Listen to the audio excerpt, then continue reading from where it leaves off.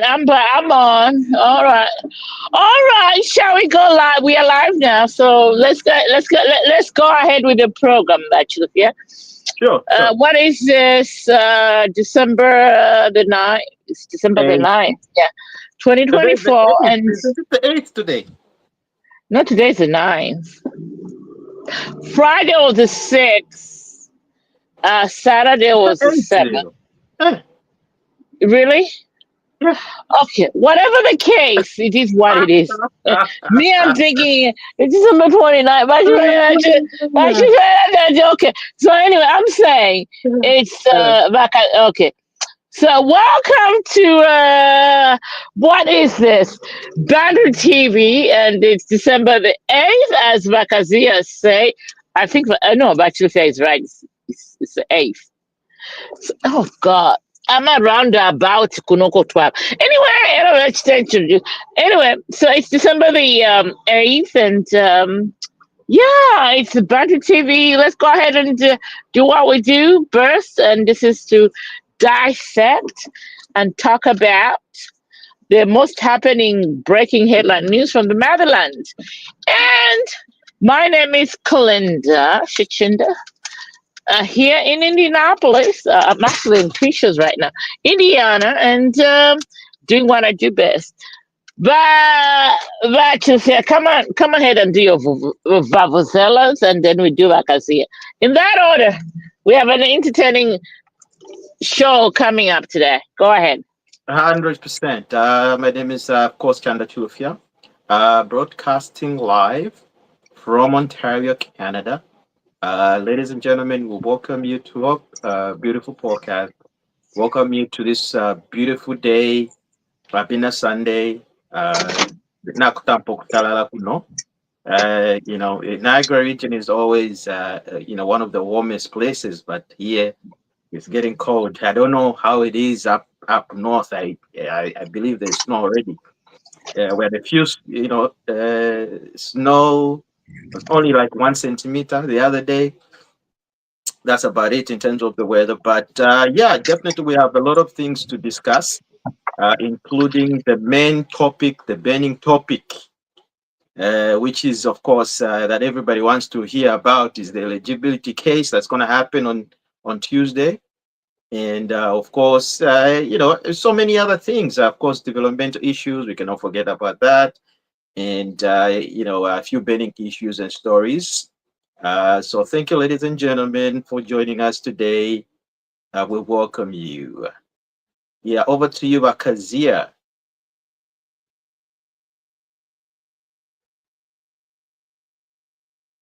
I can't hear you. You're muted.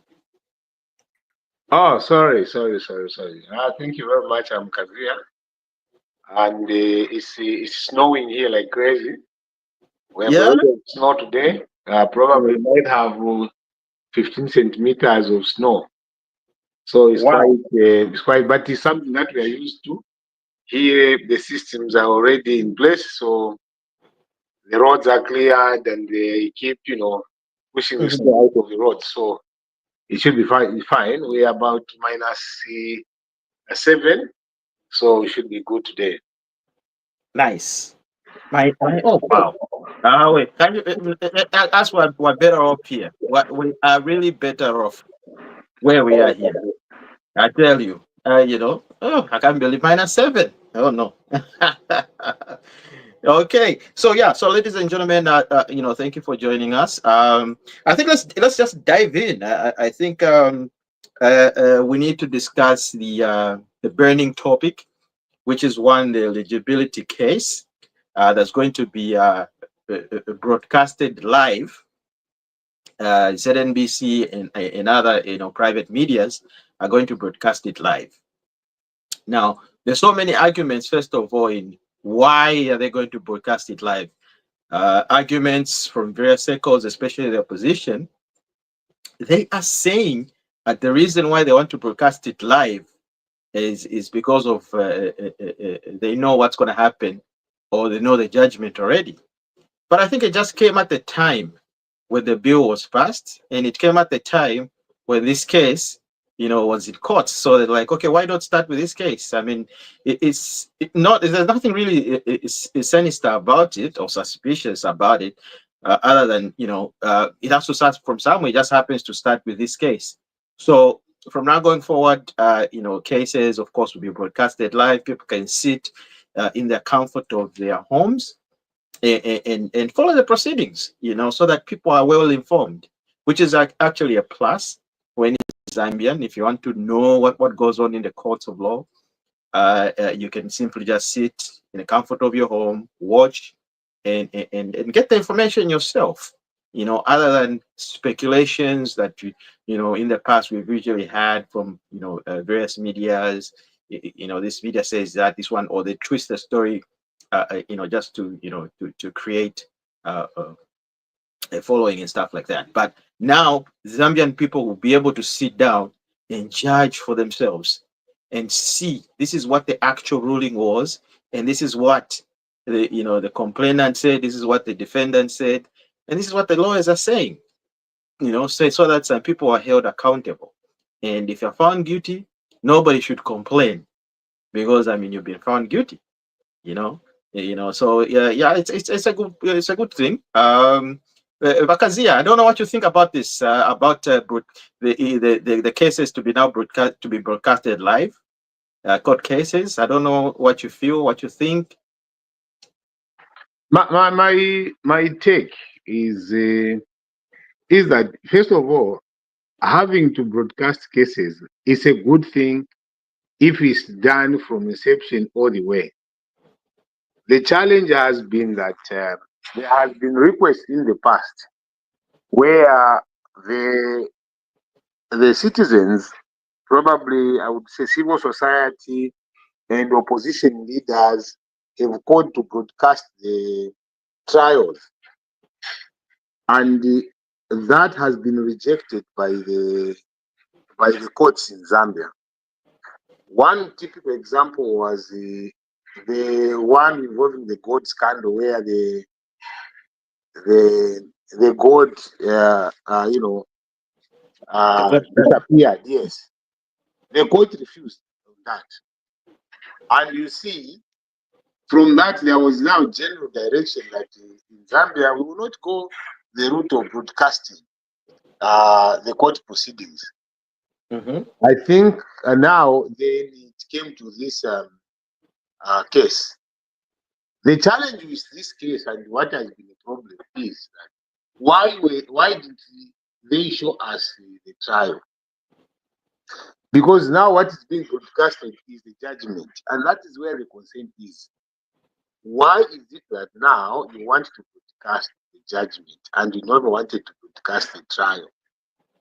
Is it that you are aware already what is coming out in the judgment, and you want to preempt certain actions that people might take, especially group actions that people would want to take? Maybe they want to protest the judgment itself. You see, so the question is that why are you doing that?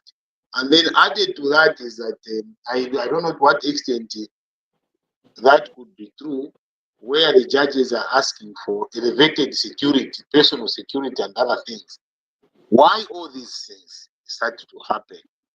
So, in my opinion, the principle of broadcasting is okay, but for this case, the manner it is being done is not what I agree with.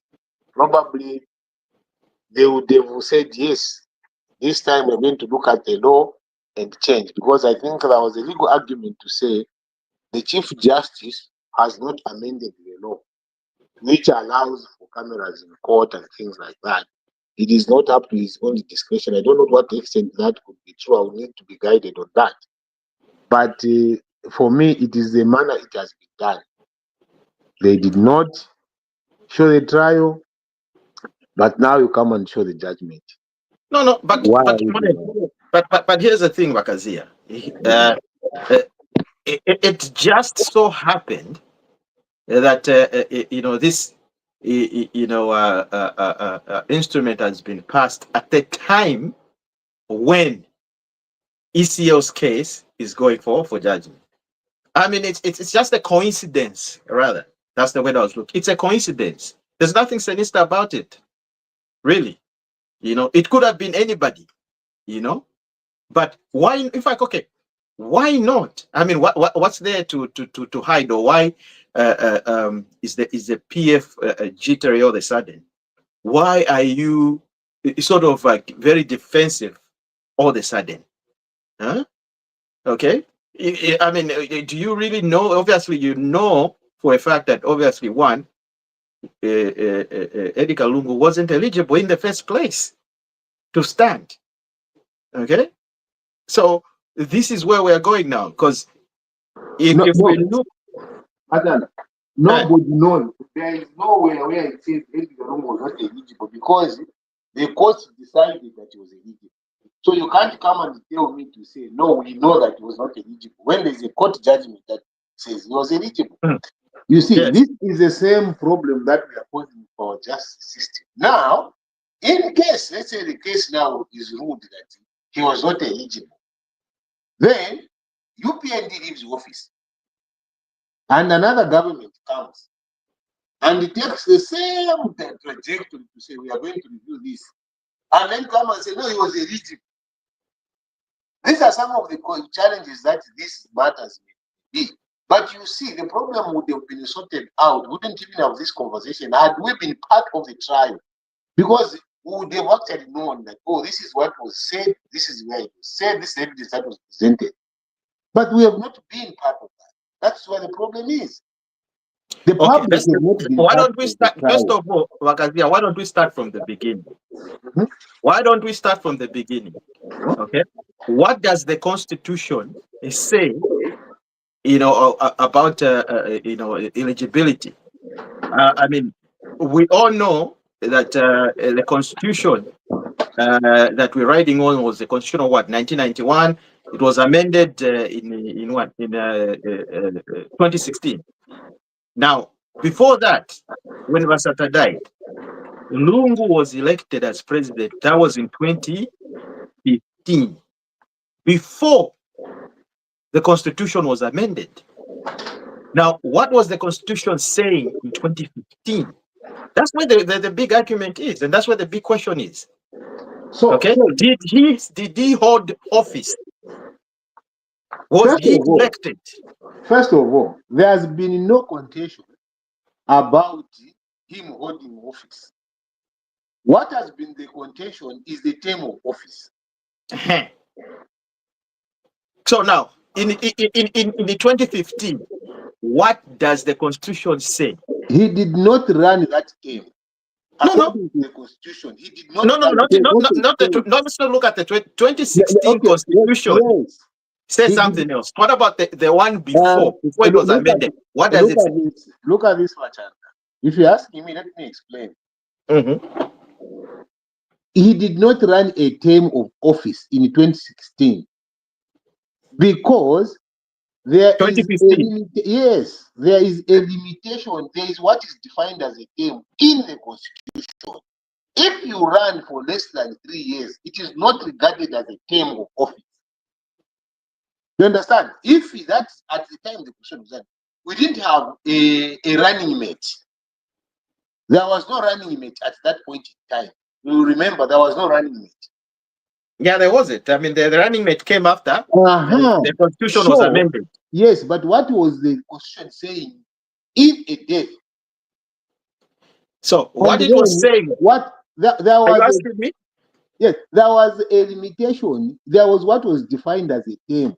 If you are president for two years, that term is not a term unless it is 3 years or more. That is what is a hallmark of the decisions that subsequently came.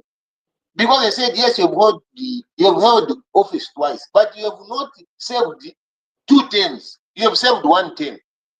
1 5-year term, and the term is tied to the Constitution. So every term is 5 years. If you do not qualify for 5 years, you have not confirmed. If you run for 2 years, it is not a term. The Constitution clearly states so. So that is why the Constitution court ruled that he was what? Eligible, because he did not run a term. You cannot take away the term away from the office. Being sworn in relates to the term. You can be sworn in 5 times, but what are you saying? Are you going to be five to be serving in 5 years? Because you're not president in the 3 years that you've been sworn in. You are not president. The 3 years someone else was. But if you manage 3 years, it is a term when you leave office. That is what the law was saying. Like President Sata, this is why if we say that, oh, President Lungu in a term, which means President Sata cannot have any benefit to him, accrued to him. Because then ECL is the one recognized for that term. You understand? If ECL is the one recognized, so President Sata's term and everything else does not arise. But then, because he ran for 3 years, it is a term. It is considered a term. President Sata ran a term. So this is the challenge that has been there. And the renowned constitutional lawyers, like our Rened Council, John Sangwa, said he was part of the people that took this matter to court. Mm-hmm. And that is the argument was he was not eligible to stand. He was not eligible. Yes. But they lost the case in court. So respect the court decision. And by the way, when you lose in court, you respect the decision. And what is making this matter difficult is that it's a constitutional court. You can't appeal. No. You can't say you can't appeal. No, the constitutional court, as well as the Supreme Court, they have the mandate to revisit a case. Let me tell you, because if you go to what constitutional lawyer John Sangwa was saying, he went further that the only court which has been closed with the powers to review its own decision is a Supreme Court, not the constitutional court. He was very illustrative. I followed that very well. Okay. So did I. This is moot. He used a scientific rigor. This case is moot. It's dead. You are revamping what is dead. No. But okay, here's the thing. Okay. No. Let me come in back to Kazia. Let me come in here just a little bit. I think if we go back to the Dan Pule case, because that's who the initial person who took the case to the Supreme Court was Dan Pule. And at that time in 2017, Dan Pule was asking for an interpretation of what the Constitution stated on eligibility of Balungu. It didn't say. I mean, they had two questions there. First of all, they wanted the court to interpret what the two-term meant, and then two was to give a definitive answer to what it means to be sworn in twice. That's what the initial what the term is was about, you know. But then what the court decided to do was to just say, okay, it's eligible, but it didn't answer the other question. That's why we're where we are here, because the second question was just thrown in the air. So that's why we are. So the first one was an interpretation. Where we are now is get an answer. What answer are we trying to get, which we didn't get? Okay. Here's the thing. What Wakalinda is saying is this. When Danny Pule case, they went there for an interpretation of what the term is. They wanted a definite answer. Now, based on what they told them, and if we go to what John Sangwa himself, he had a very strong argument. And when he went there, yes, he said the constitutional court's decision is final. He said it, but he says, look, if a different argument is brought, okay, the courts can relook into that matter. So now here's where it what is. is So it that you have taken? a different argument has been brought, because What here's is the the thing. different If you remember what argument? the judgment was, Vatanda. My okay, now let question him to finish. you is, Let me what finish off before I judgment lose my train of thought. The Constitution's judgment, they said, or they answered by asking a question to say, we should not, categorize this to one individual, right? Because what they brought in, they were asking Lungu, is he eligible? Now, them, the constitution themselves, they came back and said, look, we cannot categorize on an individual. It should be a general thing, okay? Which makes sense, by the way, but again, it creates problems now. Because now that the Constitution Court said it should not be generalized on one individual called ACL. Okay? At that time, that's what they said. But now, here's the thing. ECL is no longer the president, right? And now there's a case study here. And this case study is about ECL now. So now the court can go now and reinterpret and say, look, what we said at this point was this, but now the argument has changed, which it has. The argument itself has changed. And now what we need to look at is one, before the constitution was changed, it didn't matter how long. Okay, was he sworn in 2015? Yes, everybody knows that he was sworn in. Did he hold office? Yes, he held office. But and me, I've asked a question. What Okay. is the question which has been sent there, which was not answered in the first Danny Pule, and including when there was a challenge about his eligibility to contest in 2021? What question, what new set of facts have been taken to court, other than what was taken there in these two occasions that I can remember, or even four occasions that this has been? What is new? What has been taken there? Well, what's new is this. The people now are asking, okay?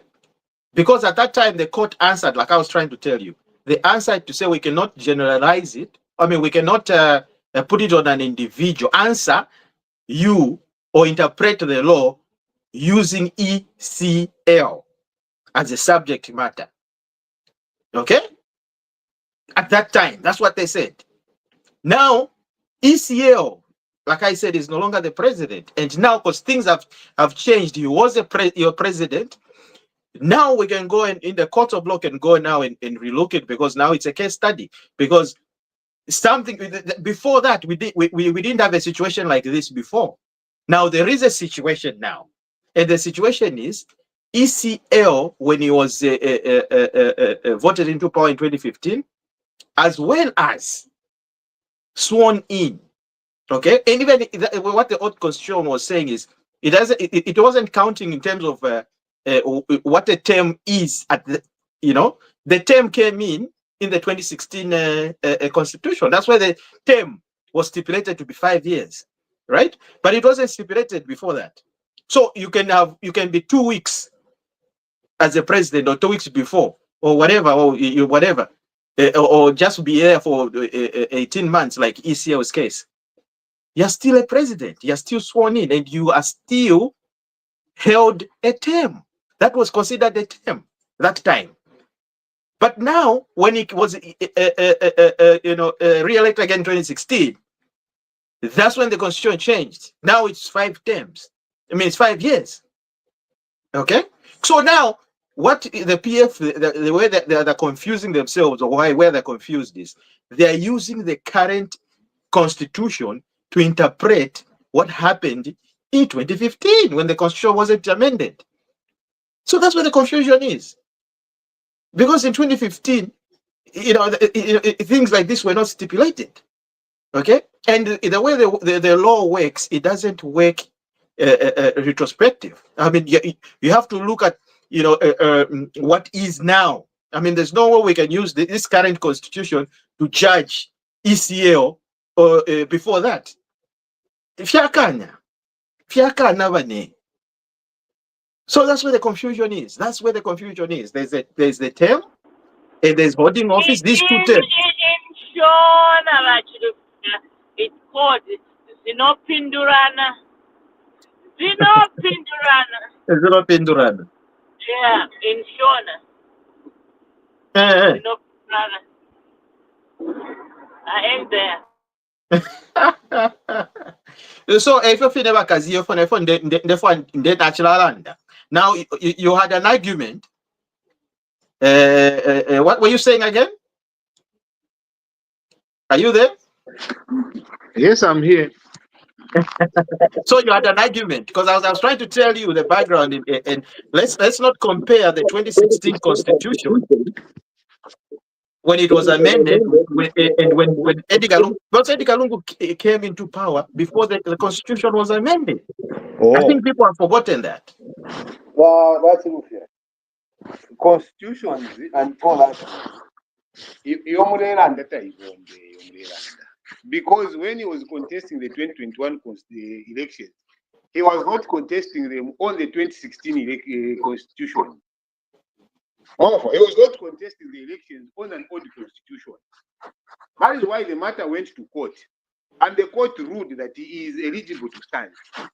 Now, challenge court where the court guided you to say this on this matter is moot. We are not even going to address this issue. Then you go and say, let's address it. What are you trying to do? At which point are you going to stop reviewing cases like that? So, if like that, it is okay when it suits the government.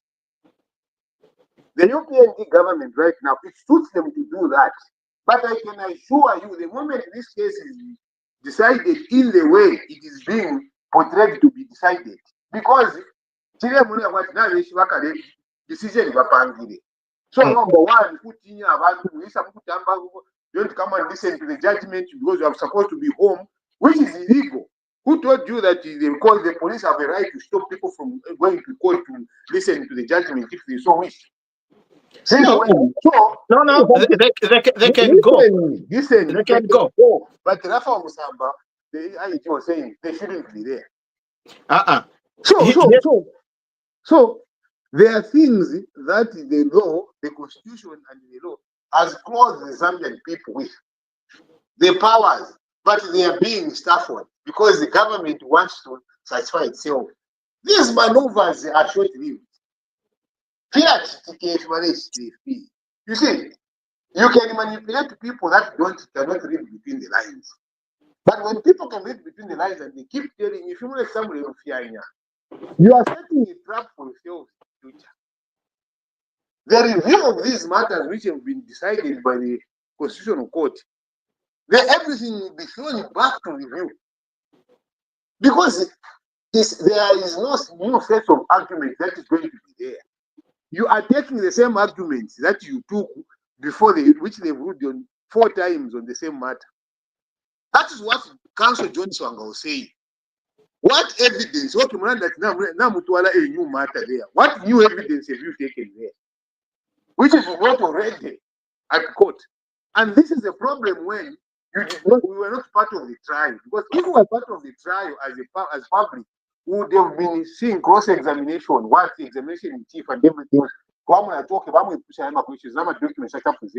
documents. But that was not the case. There was a time, no, let the decision so that we read the judgment. Okay. The right things, guys. How about this? Hypothetical. What if the court says he's eligible?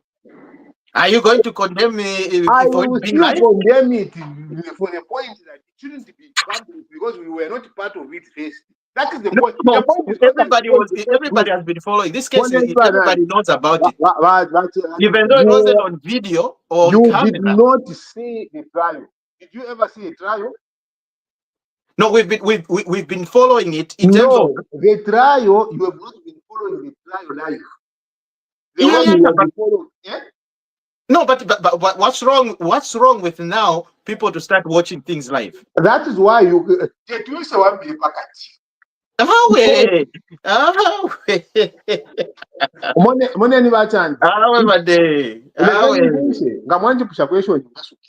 But That's please it. remember, in my opinion, up to now, even if it was going to be ruled that ECO is eligible, yes, it is eligible. But for me, I know it has been eligible every other time because the courts have decided on this.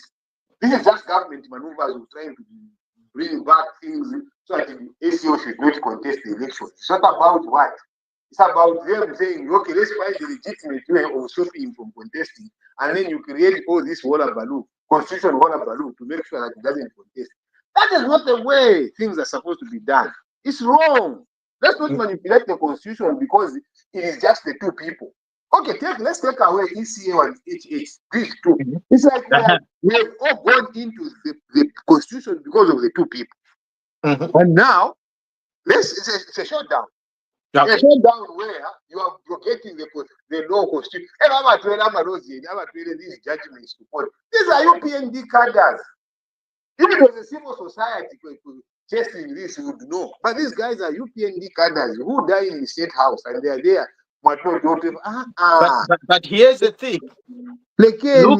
Look at the constitution panel, the constitution, the judges. Most of them were Lungu's people, appointed by him personally. Personally appointed by Lungu. How do you it's not about money and me. No. Let's call a spade a spade. They were personally picked by ECL to have that job. How would they, in the right mind, can I ask you go against? Can I ask you a question? So do you mean that these judges that have been appointed now have been personally picked by HH? No. So now that's why. Okay, God. So I'm asking you. Is that what has happened now? No, that's a good question. That's a very good question. Have they been personally picked by HH? They'll personally be picked. But that's a good question. Now, but I'm going to answer you. I'm going to tell you this. Most lawyers, what they're saying now, okay, is let the constitutional judges be picked by other judges. Okay, it shouldn't be a preview of a president. But if we look at what the law is, that's what it is now. If there is need for change, those issues need to be looked into, and that can be dealt at a later stage. But at now, what we have to deal with matters as they are now, right? And if you look at the panel, those were handpicked by Lungu. And if you remember very well, he went on the podium to warn them, to say, if you make any other decision, in that effect, those words he was saying, he was like warning them and cautioning the judges. He went on the media, so you can just go Google, you find the ECL warning the constitutional judges to say, you need to make the right decision. What is the right decision? You don't have to tell them. They should know automatically what the right decision is. Okay? So he knew at that point that but so they had no option but to do what? That's why even the way they put the judgment, it was a little bit confusing, which has created all this confusion. Okay? Because even them, they had to go and sit and say, how can we say it without saying it? Okay? How can we answer it without really answering it? So that's why they've created this thing. They said, no, that's not what? No, you guys, this is level. You want to be crooked to this level of doing things. It's not right. You understand? You cannot say, first of all, you will say, Edgar Lungu personally picked the judges. He picked them. So, do you tell me that these judges that are there now were handpicked by President Tate? You say no. So, at which point do you become neutral and fair? What we're looking at is the ACL case. The fact of the matter is this. He went on the podium to warn the constitutional judges. What did he say on the podium? Okay, this is what he was telling them. Hey, you guys, make sure you make the right decision. The way he talks, he talks with where is that video where he was warning the constitutional judges they make the right decision on my behalf. Where is that? mwe bantu bakolesa tamwamuna bantu ho balanda olwabakalamba nga bale kukalipira kukweba fe kukukalipira, you know. So balungu bale bonfya mano na maka because he was a president. Okay, why did he even say anything? By the way, why did he even say anything about it? He should have just kept quiet and say, look, later now move up church na iminalera and no. You, as a leader, you're not supposed to involve yourself into legal issues and legal matters. Okay? Mwalimu akwalera no kunaandika the constitution judges pateni muka judging bwino pateni HS doesn't just talk, even fires and he brings on his people. So that's what you can tell us. Tamwa umfire mwali umfapo alera no pateni muka judging bwino pateni ndetamba ndemi I'm watching you. Have you ever heard him say that? No, because you're now, if you're intimidating the judges. You see, you will not justify the road. The constitutional lawyers have told you John Sangwa is an authority. I said this case is moot. You are trying to flog a dead horse. No, that's what you guys are doing. But you can flog it when you're in power. The power of incumbents, the arrogance of incumbents. Many people have gone through this thing. You are not helping the president. The biggest let down for UPND are the supporters. People that no. Why are we let down? Look, even KBF himself, as much as I disagree with a lot of things that he says, he has said it, and he said it, and he's still saying it, even though he likes Lungu. Nakasaka, but he still maintains the same position to say Edgar Lungu was not eligible to stand. You see, it is that's KBF is a lawyer. You can maintain that position as long as the court has pronounced itself. John Sangwa put it clear. I went to court to challenge this. I lost. Yes. Yeah, so when you lose, but does it mean, even if you lose a case, does it mean that judgment that was passed at that particular time is the absolute truth? No. That's why they're saying, look, they can go and revisit and relook at a certain case. If you want to go and search what is not there to manufacture it, go and manufacture the next evidence and do what you want to do. It is the power of the incumbents and the arrogance of it. Where you want to make people look stupid when they're telling you this is not the way things are to be done. All experts have told you, we went to court, we lost. This case is moot, dead. These are experts, lawyers. They've told you that. And then you've just said, Mpagafi. And you go ahead and do it. But I'm telling you, this will come back and bite in a very bad way. Keep this video for future. These decisions that the UPND is posting and manipulating the judiciary, the executive, the legislature will come to bite in future. It may not be my law, but in future when you make these decisions, please. These are some of the things that are being told by these people that are deceiving you. They will be the first one to jump out and leave you alone. They ran away and leave presidents alone. Edgar Lungu, because he was good to people, he was good to everybody. That's why nobody has run away from him. You can try whatever you want. He's a man of the people. I want to have ECO. We love ECO. But you can do what you want. Abantu beza. I'm a Zambian. I'm a Zambians. Hey. Oh my God! Nina, let me tell you one thing about Kazia, in case you didn't know. Tapari Zambian, unga fire lungu kukweli. The only people abale fire balungu kubwerera is the PF cadres. And do you know why? Do you know why? I can answer if you ask me. Yes, I know why. Let me tell you why. Because you don't know why people want him to come back. Namulete ensala. Brenda takasaka kanda nama. Brenda mungu takasaka kansala. Mungu takasaka kansala. Iweko mkwete. What solution? The only people that don't want ECL is UPND cadres, the ones that are scared stealing. Ever ECL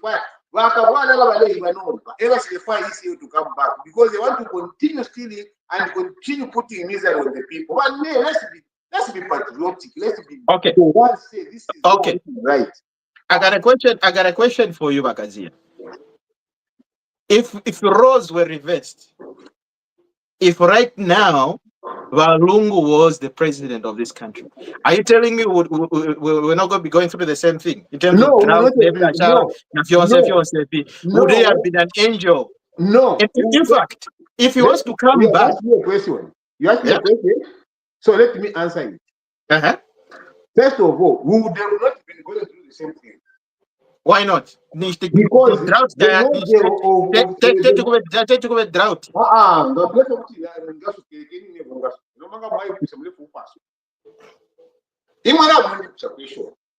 To say what would happen, and I've told you to say what would happen is different from what is happening now.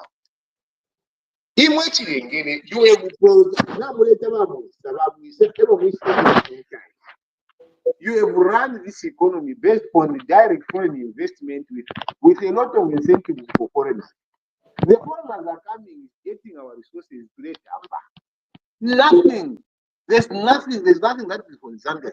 In Salah, 500. You're telling me that if you organize it doesn't work like that. It doesn't work like that, guys. It's no longer that yes, there could have been a bit of hardships, which I expected, but not to this level. Where for them, they must wait.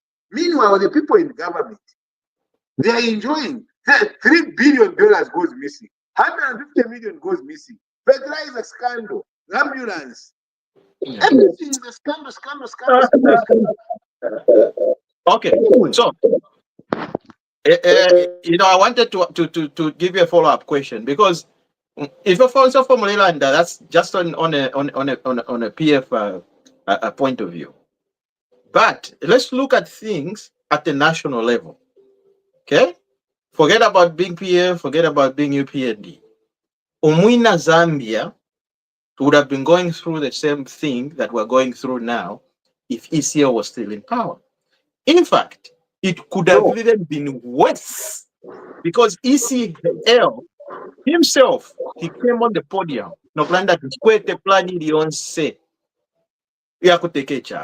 Even today, as he's in the opposition, he's saying, the plan. And he's saying he's not even saying about alternatives. Okay, so why would the Zambian people vote him back? Because he should be there selling himself, talking about alternative, since he's claiming, Antinemi, I've been here before, I know everything, I'm the smartest man in Jerusalem. So, okay, fine. Since you're the smartest man in Jerusalem, give us your ideas on how you're going to make a turnaround of this economy and how the Zambian people are going to benefit. Okay? You're not giving us those issues or those stories. The only thing we're hearing is, like, look, give us a definite. He's gone on TV several times, and when they ask him that question, he fails to answer. Even his so-called staunch supporter or promoter or hired gun, Chilufa Tayari, he once said, I can bet you my wife, if ECL was asked this question, how he's going to do the economy, he will fail to answer it. Okay? That's coming from Chilufa Tayari himself, his mouth. The so-called PF sympathizer that's always on internet talking about how good the PF is and how they want ECL to come back. Himself, he knows deep down his heart, because it's a hard gun, but because he's hard, but one point, because they disappointed him. Then he revealed the truth. He said, I can bet you my wife, he will not say anything about the economy. Let them bring him one-on-one. In fact, one day, these media TV stations, NBC and everything, bring ECL and HH on a one-on-one debate. Let's see. So that the Zambian people can judge for themselves. Because at this point, it's not about the UPND, it's not about the Patriotic Front, but it's about the Zambian people. The Zambian people need to see for It is themselves about and hear for themselves. do Which not leader makes sense? Okay? listen. Just because I have paid up my envelopes. No. But That's not what we want. you see, this is why the entire thing here it has disappeared. They don't know where they are. I wanted the deep thinker here. I wanted Wakalinda who was. I don't know where she has gone. I wanted them here. Bring them here. Why are they not coming in? Now, what would they feel too? The government has caused a lot of suffering. It's not about saying it's not about ECO. Yes, I agree. It's not about ECO representative. What is it that you added value to the people? Insala mupwiletele insala muchalo. Insala kapondo. Insala ka veteli ba macha risa. Because you see, these are things that are very, very cutting. When you think about something, then you take it and you've excluded it. That is no wonder, because you had the plan to get million or 50 quarters. The plan didn't work out. You had the plan to get few or 17 quarters. It didn't work out. You had the plan to say do 50 price. It didn't work out. So the planning is very good. It's exclusion. I'm ambulance my plan you have 150 for each constituency. Well, how many did you buy? 11. Bakamoko was saying that $3 million. Why you come out? You think people don't think, huh? And then you go back and say, no, if Edgar was here, things would have been worse. What did you mean? He was tested, things were not tested. HIV prep which has been regretted, mark at that. Otherwise, on the economic front, there is nothing that you can show for. You have been lying, you know, mines. You are lying to people. Then you ask you how many mines were closed during peak. How many? Yeah, then you come and fishing. Start telling it. Start telling your government the truth. That is when things will work out. You are misleading presentation. Normally, our president, what is fearing? Nimwe. Are you there?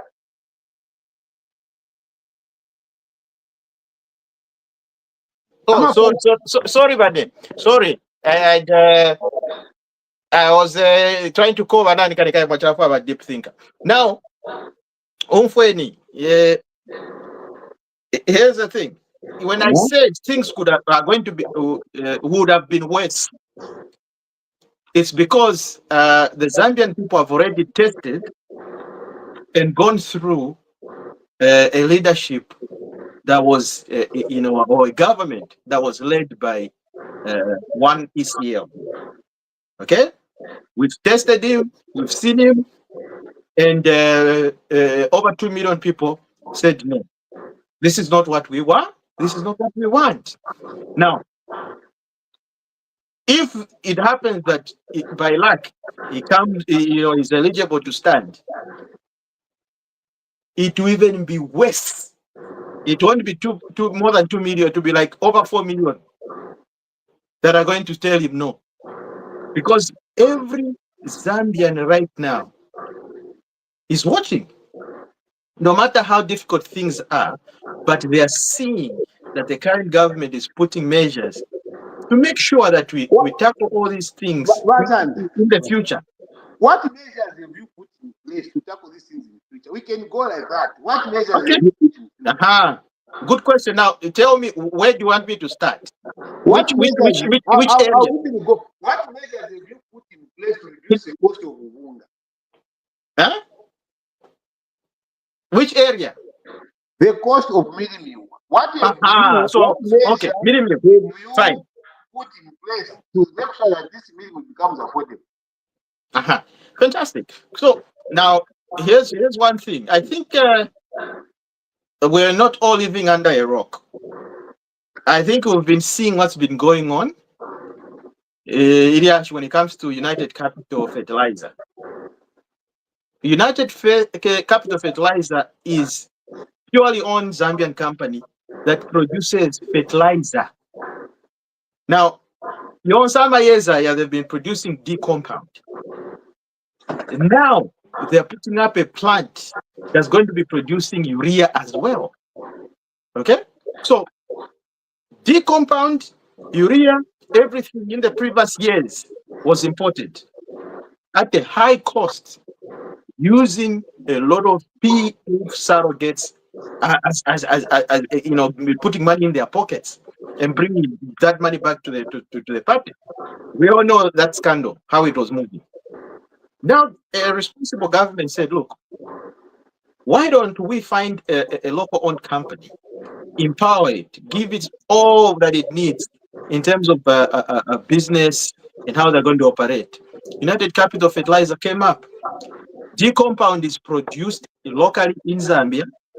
They're even exporting it in neighboring countries now. Botswana, Namibia, they're all buying fertilizer from Zambia. Urea now will also be produced in Zambia. Why am I saying all this? I think everybody was saying Chibotolo, abnormal load. Okay, there were two. There was one that's going to the mines, and there's another one called Chibotolo that was going United Capital Fertilizer. Look at those huge investments. It means now, once we have the D and urea being produced in Zambia, the cost of production in terms of ubunga will be low, because we're not going to be importing all those needed items, ingredients. Like when it comes to ubunga, meal, maize production, D compound and urea is the main thing, main component that you need. Okay, but if you're not getting it, at a reasonable price, at a cheaper cost, then that cost is passed on to the people. Therefore, for the last let's not lie or cheat ourselves. Minimum has always been increasing. At what price, if you ask yourself, was Ubunga before ECL became, or the Pietroic Front came into power? It was less than that.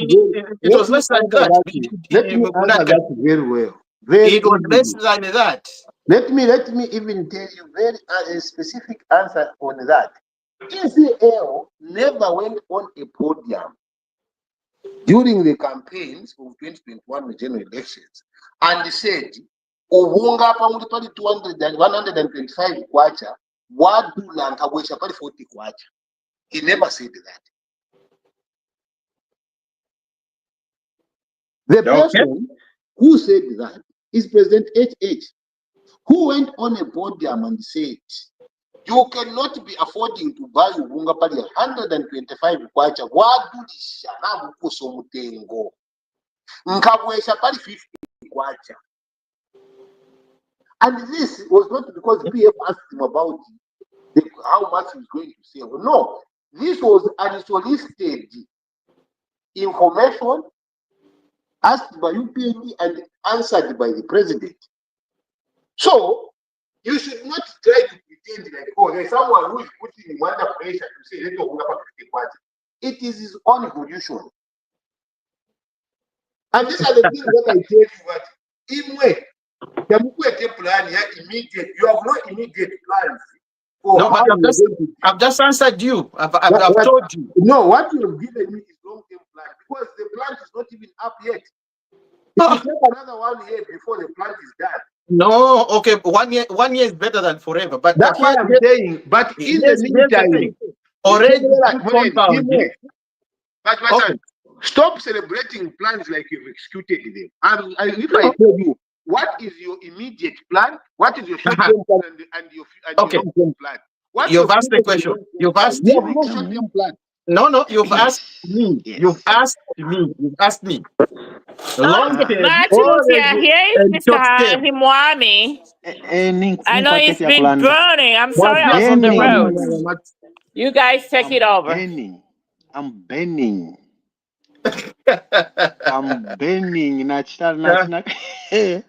Muligabo Sorry, to Amata. sorry for coming in late. I had a few situations to solve. Yeah, I'm No safe. problem.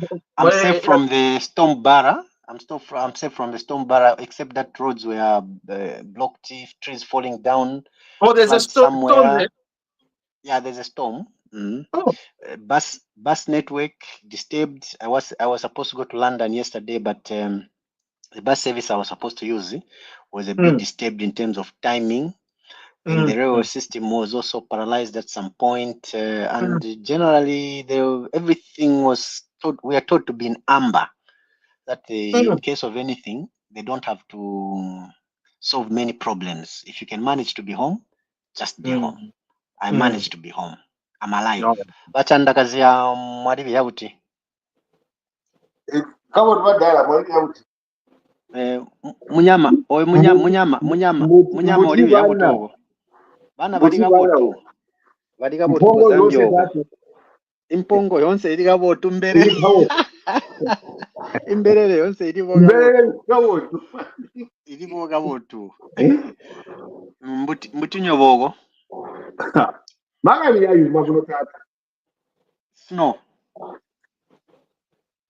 So, as we were saying, As we were saying, You just tell at the point when we were discussing.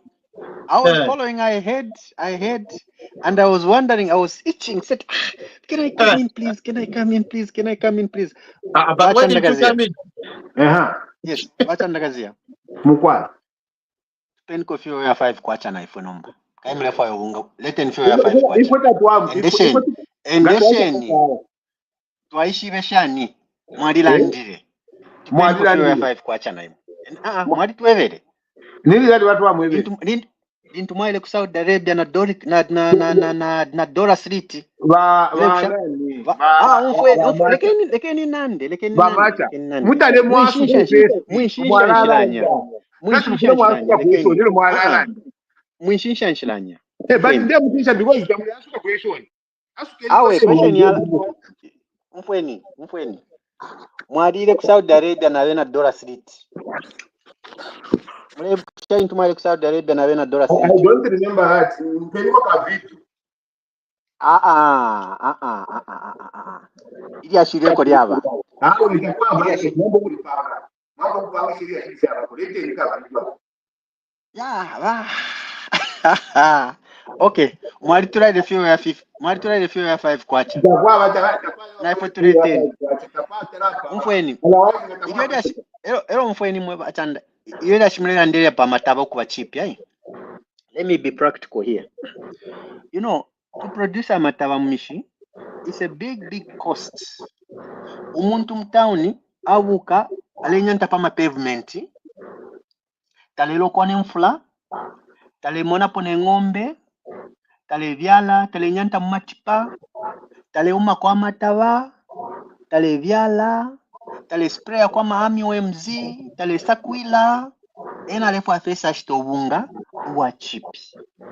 Farming mwebantu ni business. A serious business. Abantu balengisha mwendalamba. Balengisha mo capital. The purpose of putting capital in a business is to realize profit. Nomba imwe mlefu amule lila masukwa waneno pamitwe.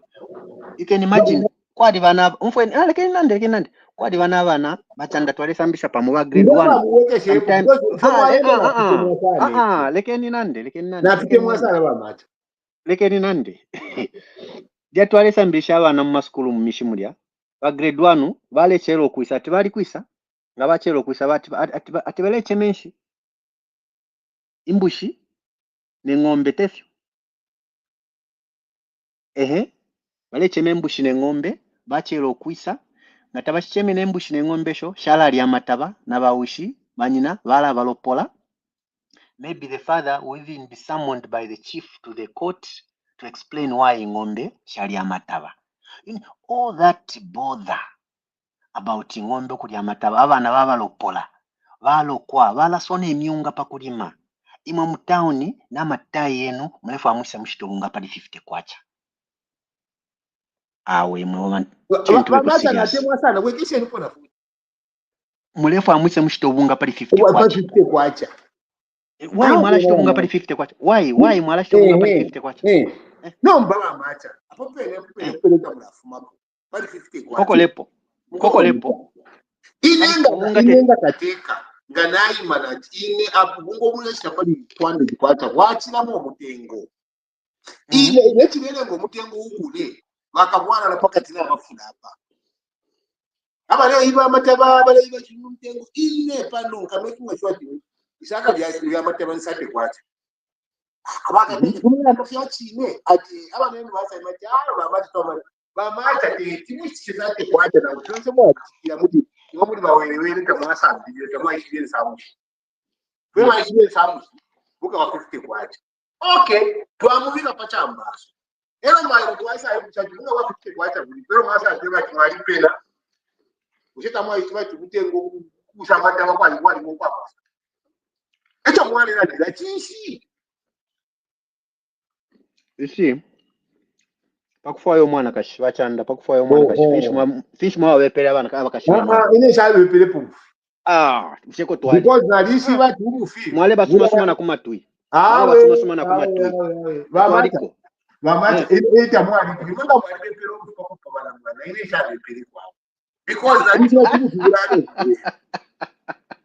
because mama na wabeba ube la bamacha efile ngala ma problems mufyupo because yawa bepa ngasa sanga nomba tuwale mu bepa yakatala kuchitekerapo na yeye nakambo obufi elo tawaka tapanye fyoka chitanga wasasanga chale bepa because iwe basis yobe yali abufi kwamba pa first. That is why you fita bwawa na musaba macha yonse imwe ba macha imwe mwatwale funda twale kanya academic 50 na mwatela exercise mwatula kutivike nyama buku fiseni uko chilefo kuyamona kule benefit uko ngabefo na asabija tamwala ndazika mure buku muberenge tamwala falo umu fita bwawa mulo na ule charo ba macha if you mulela ndama points mufira about kulima they are factual they are kachinja ni nebo na isa obanani ba isa if you mulandire ba macha if yachi to the extent that na ngule fata ulikwaya imagine 04 na kiwa mkutwa leli matwale amukulima no tuka yes wabuka ero bisho lipile uka stalilali ama buku ngolesha pale 50 kwa tisa but actually yako eba tinaku ikucha no yo echo le mbepe lati ukampira unga kwa 50 kwa tisa so that imvusale ero ngala kutoka kumpira unga kwa 50 kwa tisa na ilishanya nijinatumba pano bonse ifwe okay ifwe foi bali 4 chentu suminishanye chintu chimo ati ufiguri ba politician ba macha Facebook okay before you go that far no before you go that far before Bamasha goes that far let me just answer you machipisha question bachanda Bamasha machipisha question. What was my question Bamasha? Njebele no kubunga twalila ile 50 kwacha nisha twafikiri shobulayo uwa 50 kwacha okay? Now here's an answer na lami pela kama itemwe but it's an absolute truth okay so lekeni njemwasuke no No. Well, there's no wrong right now. Okay. Let me answer you. One thing we need to ask ourselves is this: answer. When the president, when he was in the opposition at that time, okay, when he was talking about seeing a possibility of 50 kwacha at that point in time. Okay, the environment, looking at the way the weather was, Sakwariama droughty, and looking at economic factors, it was making sense to say ubunga kuti washajani kwa shapa 50 kwacha kanshi. Now That was how many years ago was that? Okay, first of all, here's a question. How many years ago was that? Now, here's another answer. I'm going to tell you one thing. Yesterday's price is not today's price. There's no way it's something that costed you 10 kwacha 10 years ago could still be 10 kwacha today. So at that point, upon them, tent conquer. Let's not mislead the public. But tent conquer. We all know that 10 years ago, okay, the price of mini meal was at a certain point. I was even telling you, like, look, even when ECL came into power, the price of mini meal was less. When it came, it was more. Okay? So because things change, economic changes, the thing other factors, you have to look into these things. So there's no way when you were saying these things when you was in the opposition, before you want the same what's this parameters or mechanisms to be followed now. Let's just using just common sense. It cannot work. It cannot work. Who has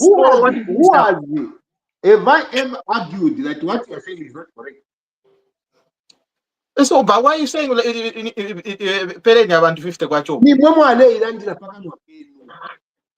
so you're arguing and disagreeing at the same time. Why am I asking you? It's because without even abantu balemye bati ekimu kishobunga 50 kwacha mwalela ngataba lemye bataba kwacha mano taba ishiba my economics even for mwareba. You understand? So if you're munela ndafiachi imanga mwali kujanja ku bantu about those pronouncements, you should have been asking for forgiveness. But there's no need because the Zambian people know that it's impossible. No, price. At that time it made sense. But would Uhunga ever be 50 kwacha in Zambia? It is an impossibility. Not today. At that time. But let's not take our people. At that time, it made economic sense. It never made economic sense then. It doesn't make economic sense now, not even in the future that Uhunga will 50 kwacha. It is an illusion to cheat our people that way. Economic fundamentals don't agree. The inputs and everything does not favor what you want to be telling people. It is not right in because you are especially for us. We must know that input if you want to 50 kwacha or else you go bank tapale focus and no kuleta wakaje. So stop misleading people at your own. The only thing that you have to have what is your short-term plan? The long-term plan is given. The long-term plan is what is your short-term plan? Yeah, the short-term plan is this one here. You know, when you say that Uvunga ukashika pali 50 kwacha, that was the symbolic language. It didn't mean Uvunga. You are justifying. Excuse me, where shani? I'll write you as a noisemaker now. Listen. Didn't that Uvunga ukashika pali 50 kwacha? That was symbolic language. He meant to lower the cost. It was a lie. It was symbolic. Okay, nishtala nje pali sugar. Mwalepo atalande sugar ikawela. Salad ikawela. No, staple food of Zambians is uvunga. Ngawalande fya uvunga, abantu bala kumfa bwangu. So it was symbolic. He meant to lower down the cost of living by saying it will come down. Uvunga ukawela panshi. But the amount, you and I, because we're educated, we can use a calculator and calculate things, project, look at the rents. It's not favorable. In fact, us who are educated should even understand this from the weather point of view. It's not his fault that the rents were bad and everything is just in disarray. We even need to help people understand. Say, no, the weather was bad. Yes, he can promise, but also education should go back to the masses and tell them, surely, do you believe milk can cost 50 kwacha? So we should make people like realize, sometimes when politicians say that wala wesho vunga padi 50 kwacha, we should chiechi twale sambira bachanda college, read between the lines. Test question there. We should read between the lines twice, but what does this man mean? Public paria 50 kwacha vunga is to lower down the cost of living or even cost of doing business. Iyo bachalanda fertilizer plant yo nabe balapanga na imbi. Kuna imbi no achira mona lelo na yo balapanga. So fida fertilizer ngata mpukula sangwa on time at the right place from the cheap resource. From the cheap source, definitely there will be a lot of maize, and gradually ubunga bukashitika padi slightly more than 50 kwacha, but it cannot be 50 kwacha, because 50 kwacha, how many dollars is that? Tailekwana nangu $1, you see. So, and the minimum, okay, so how much does a household need in Zambia to feed? Okay, let me now challenge you. Can 50 kwacha be a minimum amount for a household to live on? Pusha kuisho. Ile kwa mlenji pusha nefu mlenana. Nisho mlenana. Even them you watch on them. Can I? You want to no, right. It's not right. I'll come back. May I take this call? May I take this other call? I'll come back. Okay. So, Mwachipu, you asked two questions again that we need to revisit. You asked short-term and long-term plans. Okay? That was your question. Correct me if I'm wrong. That was my question. So, short-term plans. Short-term plans is one. As we are talking, Zambia and the defense services, which is Zambia National Service, Zambia Army, have now engaged in agriculture. They've started to open up all those dormant farms, okay? Farming fields that have been dormant for years that, we did capitalize on. They're now growing maize, whether it's winter, whether it's rainy season, it's all irrigation. It's going to be a year round of growing maize. Okay? Now, so these are the measures that have been put in place. I've already told you about fertilizer, which is a very key component when it comes to ukulima. You need fertilizer. Urea, you need all that. Now, if we were buying, the farmer was spending, for example, just for argument's sake, 100 kwacha kushita nanikane tea compound. Because it was being imported, that was the price at that time. Now that it's being produced locally, you're seeing that, you know what, my costs have reduced because it's now, I'm buying it at 50 kwacha. So, meaning the farmers are now going to be getting more profits when they start farming. Now it's going to encourage them to do what? To farm. If I had an hectare, I'll say, you know what, this year I think I'm going to do 2 hectares. Just like that. At the end of the day, if it wasn't for droughts, Rakazia, you know it, you and I know it. If it wasn't for drought, Zambia will be swimming. But the problem is drought, and even this year, the rains are not yet there. Okay, and the people are predicting that maybe there will be another drought. Okay, so we cannot rely on rain anymore. It's coming to our heads and say, look, it's okay in Zambia. We cannot rely on rains anymore. And what is the president? What he says all the time on his mouth? Irrigation, dams, and he's been saying all these things for a longest time. Okay, so this is where we're going now. That's the trajectory. It's irrigation, dams, and all that stuff, and moving agriculture into the northern circuit. He actually, I don't know if you saw this, Machina. He sent a team, okay, about 5 ministers, I think.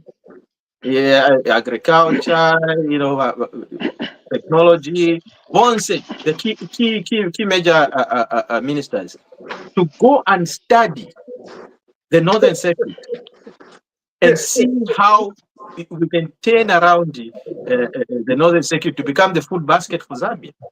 Because one, not only do we need Dukulima, because northern circuit like year round, it rains. Even now it's raining there.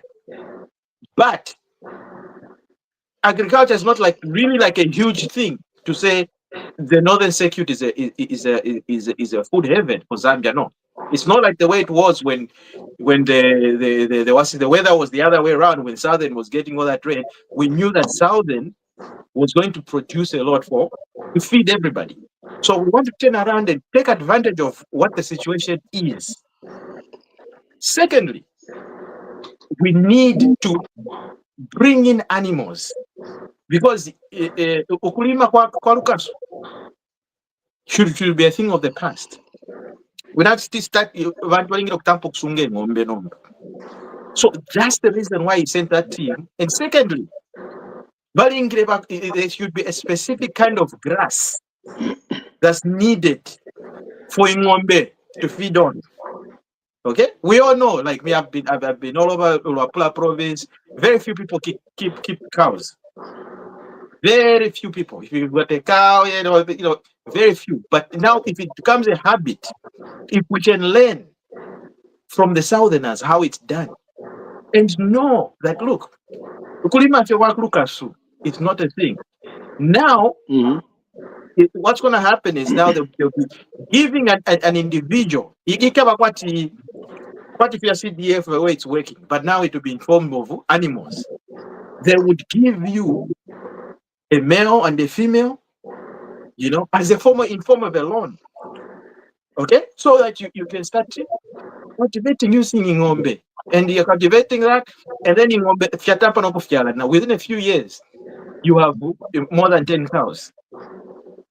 Okay, so what we're looking at in the next coming, these are long-term plans. In the next coming 10 years, the northern circuit will be the food hub of Zambia. It will be. Leke ninundepo hapo peni hapo namushiva kwati fichiri mleyande fya ngombe ano bachanda balanda ti ngombe shiralwala shirafwa nomba inende tangati muri CDF mo each constituency don't ask and answer nali kwate ngombe ine no mwefa bure ulabula chakwa nali kwate ngombe ine animals by the way shiralwala nokufwa the cost of maintenance is very high. But ngakwaba ti kuri CDF kulya deliberately arranged each constituency bashitama tractor sets yabiri nango ya tatu, not ambulance ama tractor yabiri nango ya tatu in every constituency. Abantu yali balimina, of course, at a affordable fee. Imagine how many people would do plow their fields, how many people would do plant maize. Amataba kuti abayengishana ingombe nga shafisha kwa bengombe export as beef. No, this country will be a paradise. It's just that the weather has not been very good. It will be heaven on earth. This one, it's just that it's got to be worse before it becomes better. That's the situation we are in. It has to be worse. It has to be worse before it becomes better. Yes. Mkwai. Again, to first. It has to be worse before it's better for everybody. Not it has to be worse for the citizens and very better for the people that are running the affairs of your country. The animal farm. And that, the animal farm. You can't use that model. That's a model, unfortunately, which you guys are using. And what the animal farm.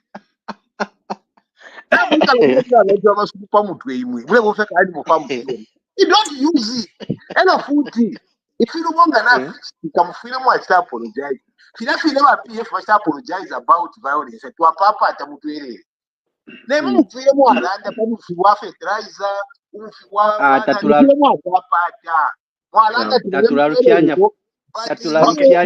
in order for us to apologize.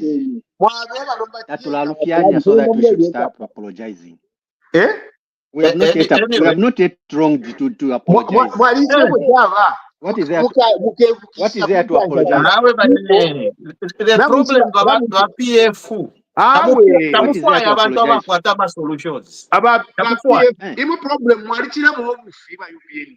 Okay. Okay, for you. What is there to apologize? What is there to apologize? What is there to apologize? What is there to apologize for? What is there to apologize for? Okay. Like any Ministry of Health. Let's talk about Ministry of Health. Okay. So Ministry of Health, it's well documented on the internet. One of a former ZESCO director, or the ZESCO director, his wife died, and then he put up a comment on the funeral to say, "Look, my wife died of cancer." And she shouldn't have died. But Bank of Zambia, Bank of Zambia, yes, good, yeah. But because Bakaliaria, isn't it? Yeah. So because of people dipping into the pockets in the Ministry of Health, instead the government is funding the Ministry of Health, right? Yes. Quite okay. But people there are stealing. They're doing illicit things, making the ministry to be weak when it comes to having proper health, facilities, in terms of drugs and in terms of, equipment, and just to have a real modern hospital. Instead of people all the time when they get sick, were able to kill. It was very common actually in the PF days. The morning side. South Africa, you run away, or India. Things with the money that the government gets from donors from everywhere, we can have ultra modern standard UTH. It's problem you see. But because we don't have those facilities and those things, people end up dying. And the president, he heard that, and because he's a listening president, he said, "Look, we need to institute an investigation in these matters." And already, he said it like, "Look, we have concluded, the auditors have concluded, and they've done their investigations, and there are people who are going to be named and fired and jailed very soon." Okay? So now that's a listening government. Because the government will listen. But here's the thing, where people, Mwina Zambia, they may think that this problem have started now. No. Ministry of Health, there's been a problem there for years. I can tell you one thing. Not in the past 2 years. No, not in the past 2 years. It's for years and years and years and years. As far as I used to, when I was still in Zambia, when I was working with the pharmacies in Freedom Way in Church, what used to happen is this, without mentioning any organization or institution, but it's well documented. The people that there were certain pharmacies that were working hand in hand with certain doctors at the UTH. Without mentioning names, without mentioning anything, but it's a well-known syndicate where Asians became so rich to a point whereby they would bring in their brother, they open up a pharmacy there. But that's how it's been for years. And this cartel has been running. You imagine you go to QTH, if you want any prescription, and they even tell you where to go and buy. Okay, if you want any prescription, they even tell you where to go and buy. If you want any prescription, Just a minute. Pa UTH pelepene palipo na pharmacy mukati mulya mwine eyo bali Panchipalia, yes. Panchipalia. Yes. Who owned that chemist? Yeah, we don't want to mention names and we don't want to say these things, but this is the standard. It was a standard. Yes, and it So was people wrong. became rich because there was that they used to connive, right? Yes. When medicine comes, instead of that medicine being used or given to the people, it needs to be still stolen. Okay, so let me give you an example. If I own a pharmacy in let's say, for example, Chachacha Road, okay, I've got a good friend in the Ministry of Health, or I've got a good friend in UTH, right? Who would connive and say, look, instead of that medicine going to UTH, it will divert. It will find itself in my warehouse. Yes. All right. And then when it finds myself in the warehouse, instead of buying it at what you're supposed to buy at market price, you're buying at a very cheap price. And at the same time, you're sending customers to a specific to A and B drugstore. Okay? It's because there's that key, Now we're saying, look, let's see, cut off this cartel.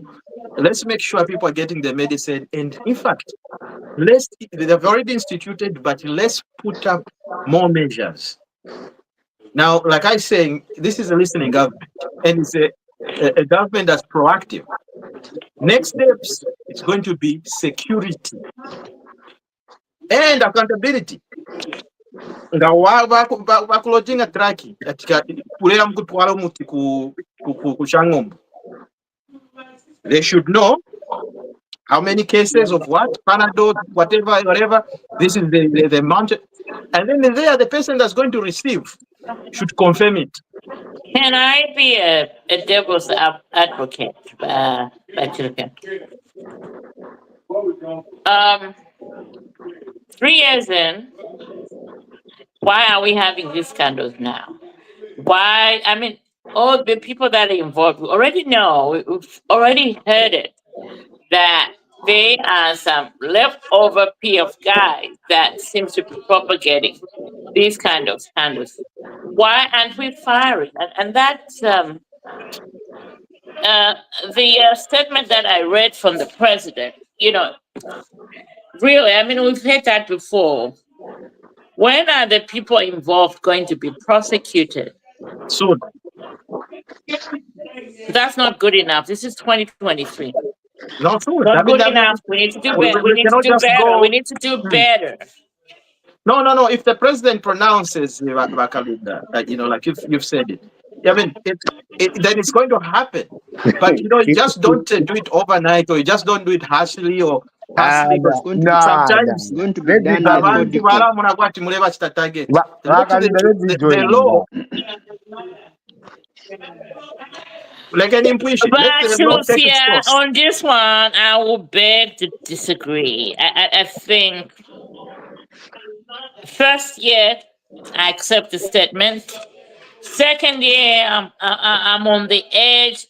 Third year, no, you gotta give me something better than just acknowledging you receiving. I mean, let me finish.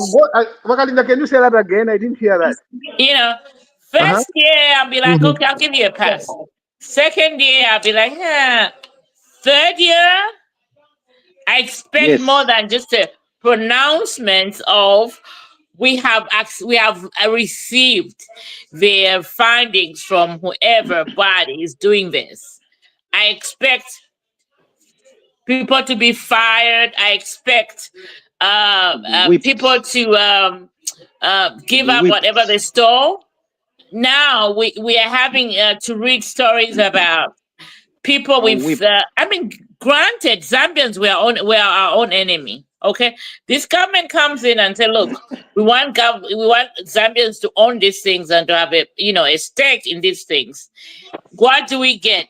We connive with a foreign national over $13 million.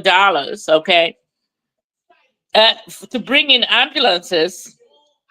Guess what? Before we even deliver those ambulances, we are having parties, going for holidays in Europe.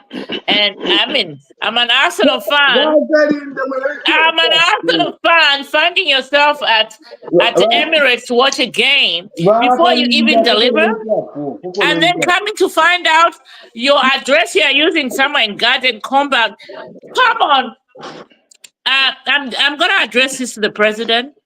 I know you mean well for the country, I and don't think the attitude you have of being an elder in the church. I'm Adventist myself. When you are governing, that attitude should be out of the window. Whoever is involved in this, they should be fired like yesterday. That's my take on it. Can I come in now? Kazia, you can come in. You see, this is why I tell you to see some of the things. If you are and then two things that you guys have been doing, which I was going to demonstrate now. They were not stealing in the name of UPN. They were not stealing in the name of the president. They were individual criminals. When you come to talk about PF, you go and lump everybody who's still in the name like for the PF, and you go and attach ECA to every stealing that is happening. And this is what has caused people to steal more, because they are not held accountable. You go and hold and start condemning someone who is never near any stealing. You go and condemn who they even knew you. We start talking about the president. Now you see how it feels when you start to condemn everybody like it's one voice. Because the guy is there. So why? What is he doing? He should have been fired like yesterday. It's not that Minister of Health, educated, chooses to give money to his account. It's there in public domain. 3 million procedure is not a new money in the ministry. It's not a new. I think you guys have more information than me. No, I'm giving you this information, and it's in public domain. Park, you can follow it on Park there. And to make matters worse now, the ambulance, the disaster of the ambulance is you are supposed to deliver 150, deliver 11, and the minister carrying combo of all the people stands on the floor of the house to start defending that kind of crap. When you should have been dealing with these people, properly so dealing with them. Who this person can he be mentioned? Yes, it is there with public domain. Why should I die? It was there. Park is broadcasted. So you will see and follow the proceedings live. Joka Moko, PS, Okay. Minister of Education. 3 million in his but look, the thing is this: I trust Minister Nkombo. If he comes in and chimes in, I do not subscribe to a point where you have a contract. First of all, you go and give a contract to a person who has never delivered a needle, not even one. Mamupera Kashite deliver 150 ambulances with a delivery period of 20 weeks. Yeah, Africa 20 weeks. I deliver 11. At I deliver by April next year. If I don't, then I will resign. As if let us deliver to your farm. These things are rules and procedures. Well, it's because why he said that statement. It's because he was very confident about how the operation was, how the contract was done, and how they reached to award that contract to the same company. Let me educate you on this one. I was permanent secretary. So I know how the procurement systems are.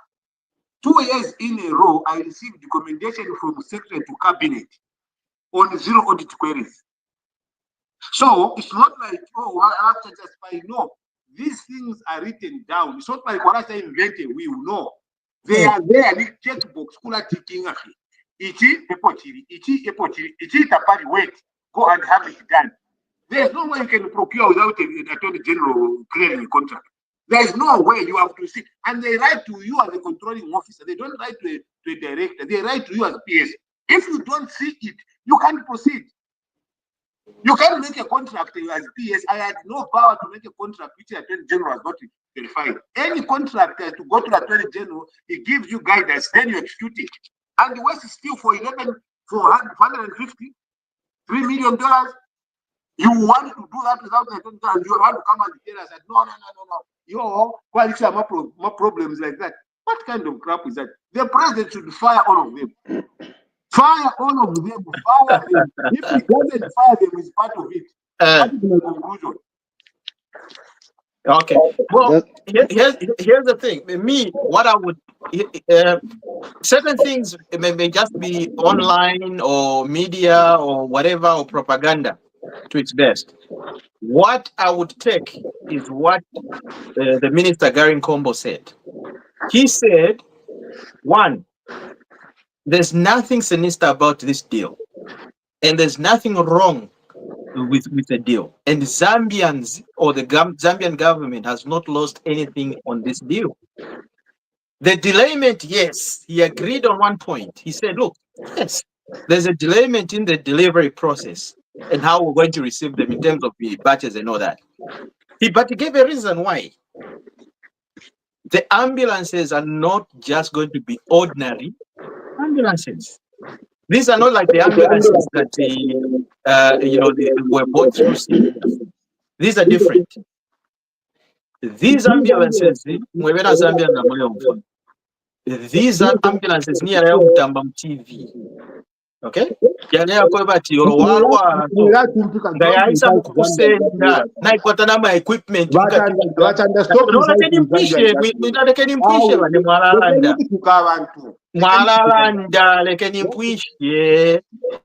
So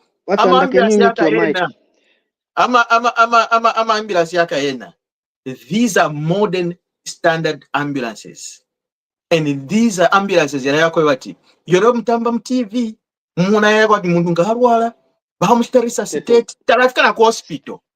State of the art. Hospital. Kumonama professionals na bamubika ma oxygen shani na ikwata shani fyonse bale mupima no kumupima na BP parapeni shani. By the time balefika kule bale mwe omuntu alwere so shani so ama doctors waishwe fyakuchi. You see? So it will reduce the death rate. Because lingi mu Zambia abantu bafira fye yakwe tatupete transport ya kutwala omuntu afira mu nganda. Okay? How many people have got those stories? You can testify to this. But the current government is saying, look, lekeni tubishitamanasi so that ama death rate chefyanyeko. Umuntu ngana wala munganda. Yambira ngatuma phone. Obviously kukaba na number. Watuma phone baisa mukusenda. Parabale kutwala ku hospital munshira mulya. Batampa nokukuchita administer kubika bwino batushitana nikane bapima BP nefya shala. These are state of the art ambulances. So they are not more, so that's why it's taking this long. So on the delivery part, like I was saying, on the delivery part, like Gary Nkombo was saying, even Nick himself, what he was saying, yes, delivery, yes, it's going to be in batches, but we want to make sure that Mwina Zambia akwate ambulance wako batinga bayituma kusamfya deep diori olokuma nani kane kuma kukunani kane koshangombo kuchikuna buli batuma ambulance is able to move in those roads. Okay? The remotest places in the country. All right? But with with all due respect. Can I jump in before you jump in? No. Before you come in, let me just come in because I'm listening in the background just because. I mean, for me, I don't understand. You pay $30 million to somebody to import or give you 156 ambulances to all 156 districts or constituents across the country, and then you only bring in 10, and then worse still, you make the president hand over those 10 vehicles, thinking, oh, it's 156. only to find out that down the road it's not actually it's 146 that are out there, and the person who is supposed to be doing this job, uh, he's taken leave and is gone back, is in India, and then the other one is living a luxury life, going to watch Arsenal games and taking holidays in Europe and Dubai. Come on, let's be serious, man. Let's be serious. This is people's money we're talking about. Yeah, no You one know, is defending. I No mean, one is defending this regard. I understand the idea of trying to develop our own people, but they have disappointed us. What we need to know, what we need to do at this point is just accept what the truth is and prosecute those guys and find ways and means, get money from those guys, and because they have not honored. How many times have they extended the delivery date? 3 times. 3 times. In the meantime, we have people that are dying because they can't get their loved one to the hospitals for medical services due to lack of an ambulance. Let's be serious. Let's be serious on this. And you know, the president really needs to take off the hats of an elder at the SDA church and be presidential and act swiftly. That's all. That's all the Zambian people want. Yes, Going yes. forward. It's On 3 years that one, in. It's on 3 that one, years in, and I'm speaking as somebody who supports the UPND, who put money in the UPND to be where they are today. now, Bakalinda Epo basosa. Berele. Unkwe bachirufya no baleke ntumiyelwe no abachitya. Bakalinda has been very kind and very, when you see Bakalinda talk like that, then you must know that there is a problem. I'm telling Okay. you for a fact. Mm. If you see Bakalinda, who is a very loyal UPND member, start to Mhm. talk things like that, you must be worried and you must listen to her very attentively. Mhm. Trust me. You cannot be justifying this kind of crap. You No, no. can't. I'm not What you are justifying doing right anything, now, Machina. I'm not justifying anything. All I was saying is what Kombo was saying. That's what I was just saying. Then you can ask. Okay. That's what you told me. The justification is that you want to tell us about certain procedures. Me, I was PS like those that I'm actually procuring. So I'm not different from those. So do not go that route. Kutimu credibility of the things that you talk about. If you are going to take that route, I'm telling you, because in public service everything is written. You can't go to tell people at all. No, I letter 11. And what is very embarrassing is like you invite the president to launch a German ambulance na esa kanshi letter 11. Yambiali munshida, listen kama part to Japan, to Dubai to be assembled. Really? And then you go there and say, no, these two guys, Kawana and the other guy, they even on all the press conference, they start to tease people about the ambulances. Really?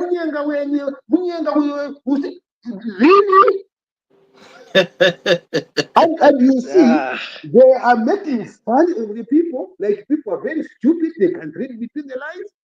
We have procured vehicles before. They should have been giving statements, updates, and even getting an addendum to extend, which is also going back to the Attorney General again to agree to say extension to Ampe. It's not up to you as PS because you think you have now arrived and you can do things the way you want. No, these things are structured. Those will be jailed, trust me. It's just a question of time. If they are not arrested, So, in a problem Nkwete, tamulenjeba bwino. Where the problem is. Here's the problem. Is it because there's a delayment, or is it because it's a Zambian company that has been instituted to supply those things, or have they failed to supply? or Then Zambia pause. or the government of Zambia lost money. But I'm failing to understand. Batanda, they have failed to supply according to the contract. Number one. Two, yes, government has lost money in the time value of that asset to be used on people. The government has lost. The people have lost. Because instead of now, these ambulances saving these people in maternity and other things, people are dying. That is how government loses. It's not the physical cash that is going to be lost. It is the service to the people. When it is lost, government has lost. And it is not small loss, it's huge. Imagine 100 and Chakuti constituencies do not have that service. Multiply people in that constituency. Millions of Zambians have lost. Because if you had gone to Toyota, which is right there, and they would have given you a realistic time frame based on the specifications that you've said. Why are the specifications? Because that I'm not extending there are specifications, there is a requisition, there is approval of requisition, there is government has got all the necessary structures to help you procure fast fiance government system it has. When you see that it's corruption, there is no shortcut to it. It is a corrupt thing, a corrupt deal, a corrupt kind of justification. It is not right. You're embarrassing your own leader. Muleta embarrass wakateka wesu na kufialo na kulifa kwa support at this point in time. Muleta embarrass because this is why we are telling you to say imwe. You are the biggest opposition to UPND. UPND doesn't have the opposition other than itself. And the people like you guys that want to support what is wrong. Stop rationalizing what is wrong. What is wrong is wrong. If the president is wrong, tell him he's wrong. Not humiliate Steve. It will not help you. I said to make a focus. We carry the fact. No, that is where your focus is. More again, ECA focus on arresting these people that are stealing from yourselves and from the Zambian people. About corruption. This year, is not even. But you see, No, in fact, it's good you have mentioned this year. In the government system, in the names of you are making big mistakes like this. These mistakes are calling, these are the things that are angering people. If you look at it,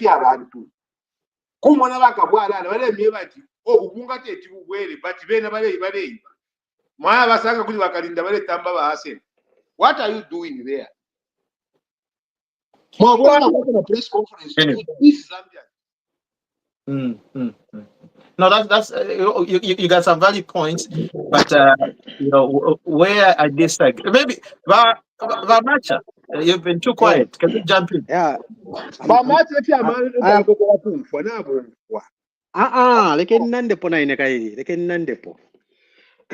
On this case, we are going to look at the system that has been there. Quite all right, when the man came into power, he did not fire most of there was no real change in government setup as it would have been where people are flushed out. He preferred to go with the ones he had found, but now they have disappointed him big time. If he had even heeded the word from other UPND cadres who were saying, Bwana, can you up your game? Chase everyone because they can frustrate you. He didn't do that. Maybe from this, he has learned a lesson. Previously, is it 2-3 days ago, there was a headline in the papers where it says he has listened, but now he's going to weep. Why? Maybe from this, it's a lesson to him. Because even when such things happen, he still has a say over it. He will certainly do something because it's very embarrassing. And he cannot be seen to answer to everything anytime. He must have his own. He should answer things at an appropriate time. Maybe to him, according to him, the information that we know ourselves is not what he knows. Maybe what we know is very. It's not even the. Maybe he has got intelligence, upper hand information. What is in public domain maybe is not what he knows. Yeah. So even the way he wants, even the way, our beloved resident PS. Okay, finish up, Bamach, and before anybody comes in, let's bring a new entrant here. We have somebody called Mainza. Let's give him a chance to, express himself. Go ahead, Bamach. Yeah. So the information that the president knows is not what we know. So maybe we could even be complaining like this, he's not firing them. We just hear tomorrow there's a press conference. The Tachelwaka? Oh, Chite Chakuti, a name and shame press conference. We are heading towards elections. He can do anything, or he also wants to be a good person. And being a good person means doing something which other people may not be happy about. He's going to do something. It's not good because according to him, Mama contracts are that there should be 3: time, cost, and quality.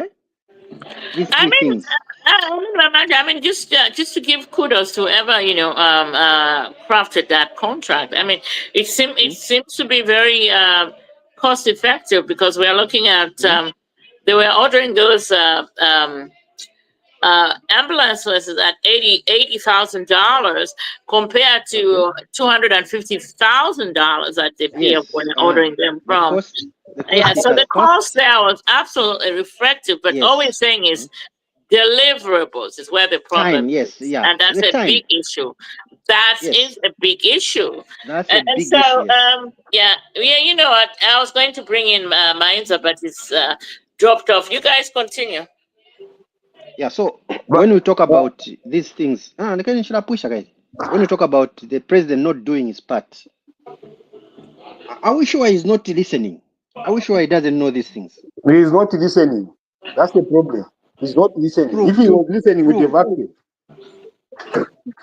No, he listens. The president listens. If there's anything that we all know about our current president, he's a person that actually listens. No, he doesn't. He listens, but maybe we should write an email to him. Maybe we can write an email, but Money, if you don't you can be a CEO of a company, right?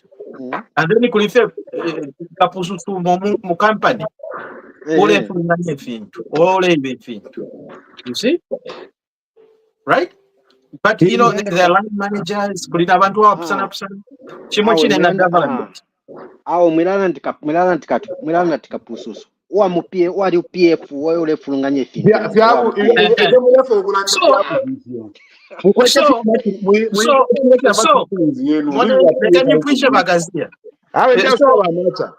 so your bottom line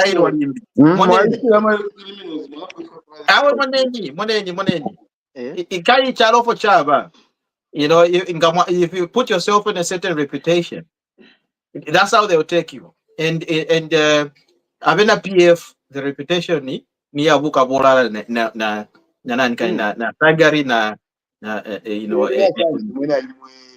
violence. It's like a stamp. It's like a stamp. Instead to a PF. So, but anyway, that aside.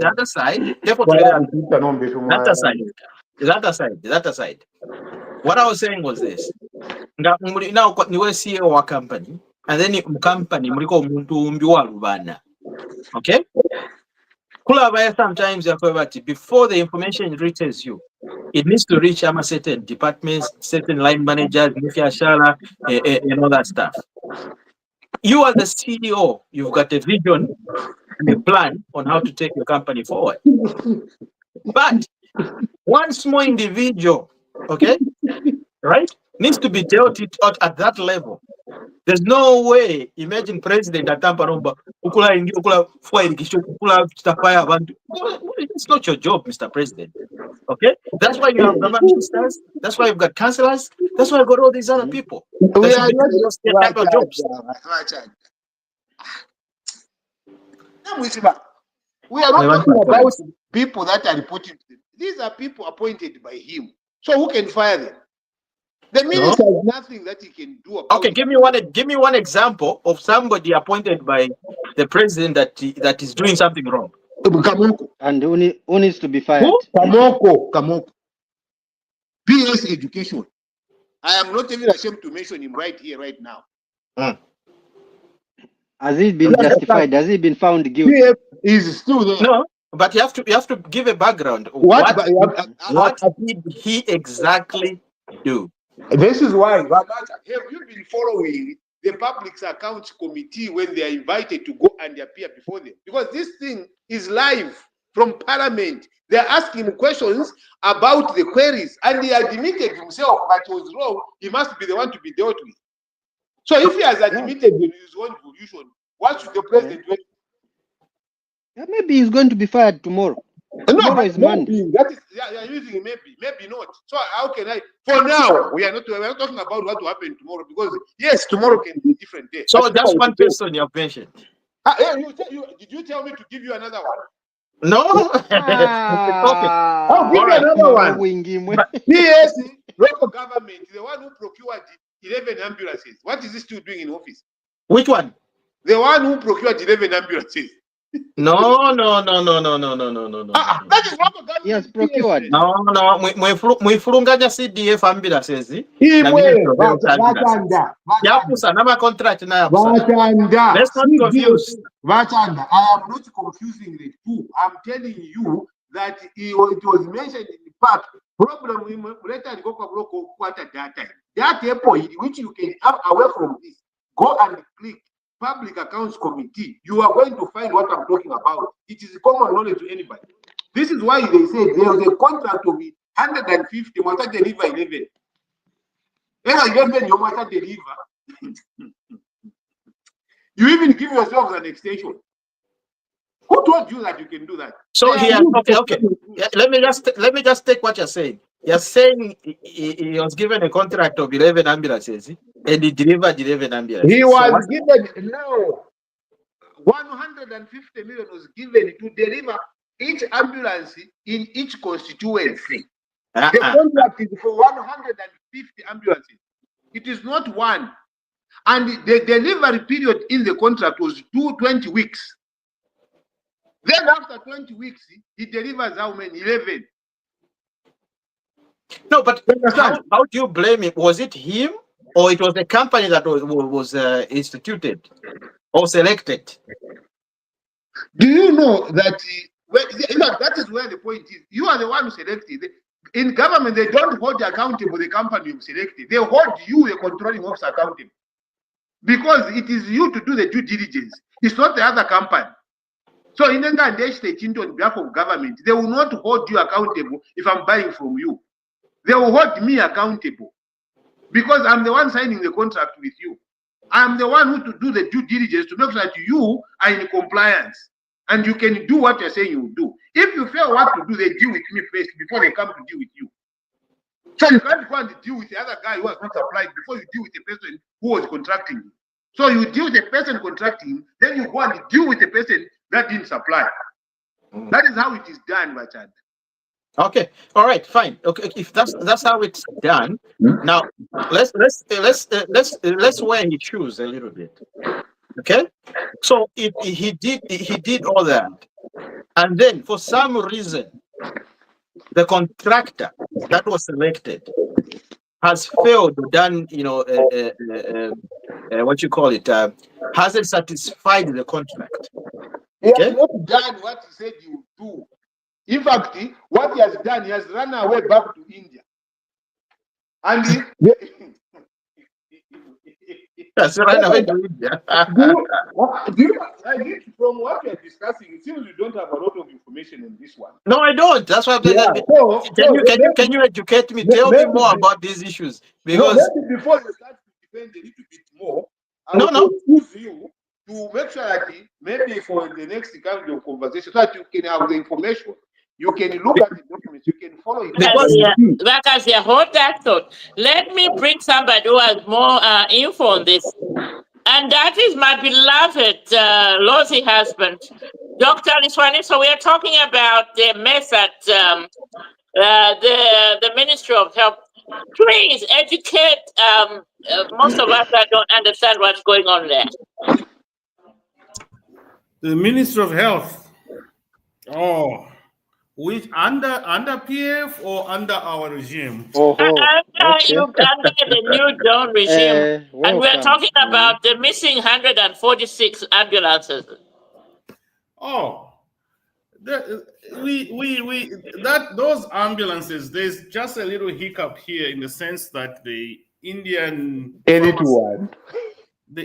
pharmacist that was given a contract. I told Chanda already that I think that the contract was given to a person who was, who is not supposed to have been given that contract, to be honest. That's the truth.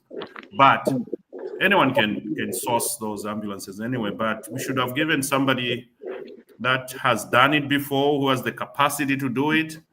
But I think because of the amount of vehicles involved, I don't think that pharmaceutical, not a pharmaceutical, it's a pharmacy actually. I don't think they've handled such a huge contract before. So to me, I believe what the minister said. This pharmacy is just overwhelmed at the amount of work that's needed to bring these ambulances in here. But they're going to help him to bring these ambulances by February. I think it was February or March. All the ambulances will be here. So nothing has been stolen. The money is still there. It's only that this guy probably was not experienced enough to do this job. So to me, we are different from the PF that used to steal the money and start telling stories. Our Minister of Health has clearly stated that there's no money that has been stolen. It's only that the process has delayed because of the capacity of this the company that was given the contract is just overwhelmed with the amount of work that's required to do. So that's a good thing. To me, they've come out open to say there's no money that has been stolen. The ambulances will come, but they've just delayed coming because of the logistics. That's what I've been saying, Doc, and I've been telling everybody. All that thought.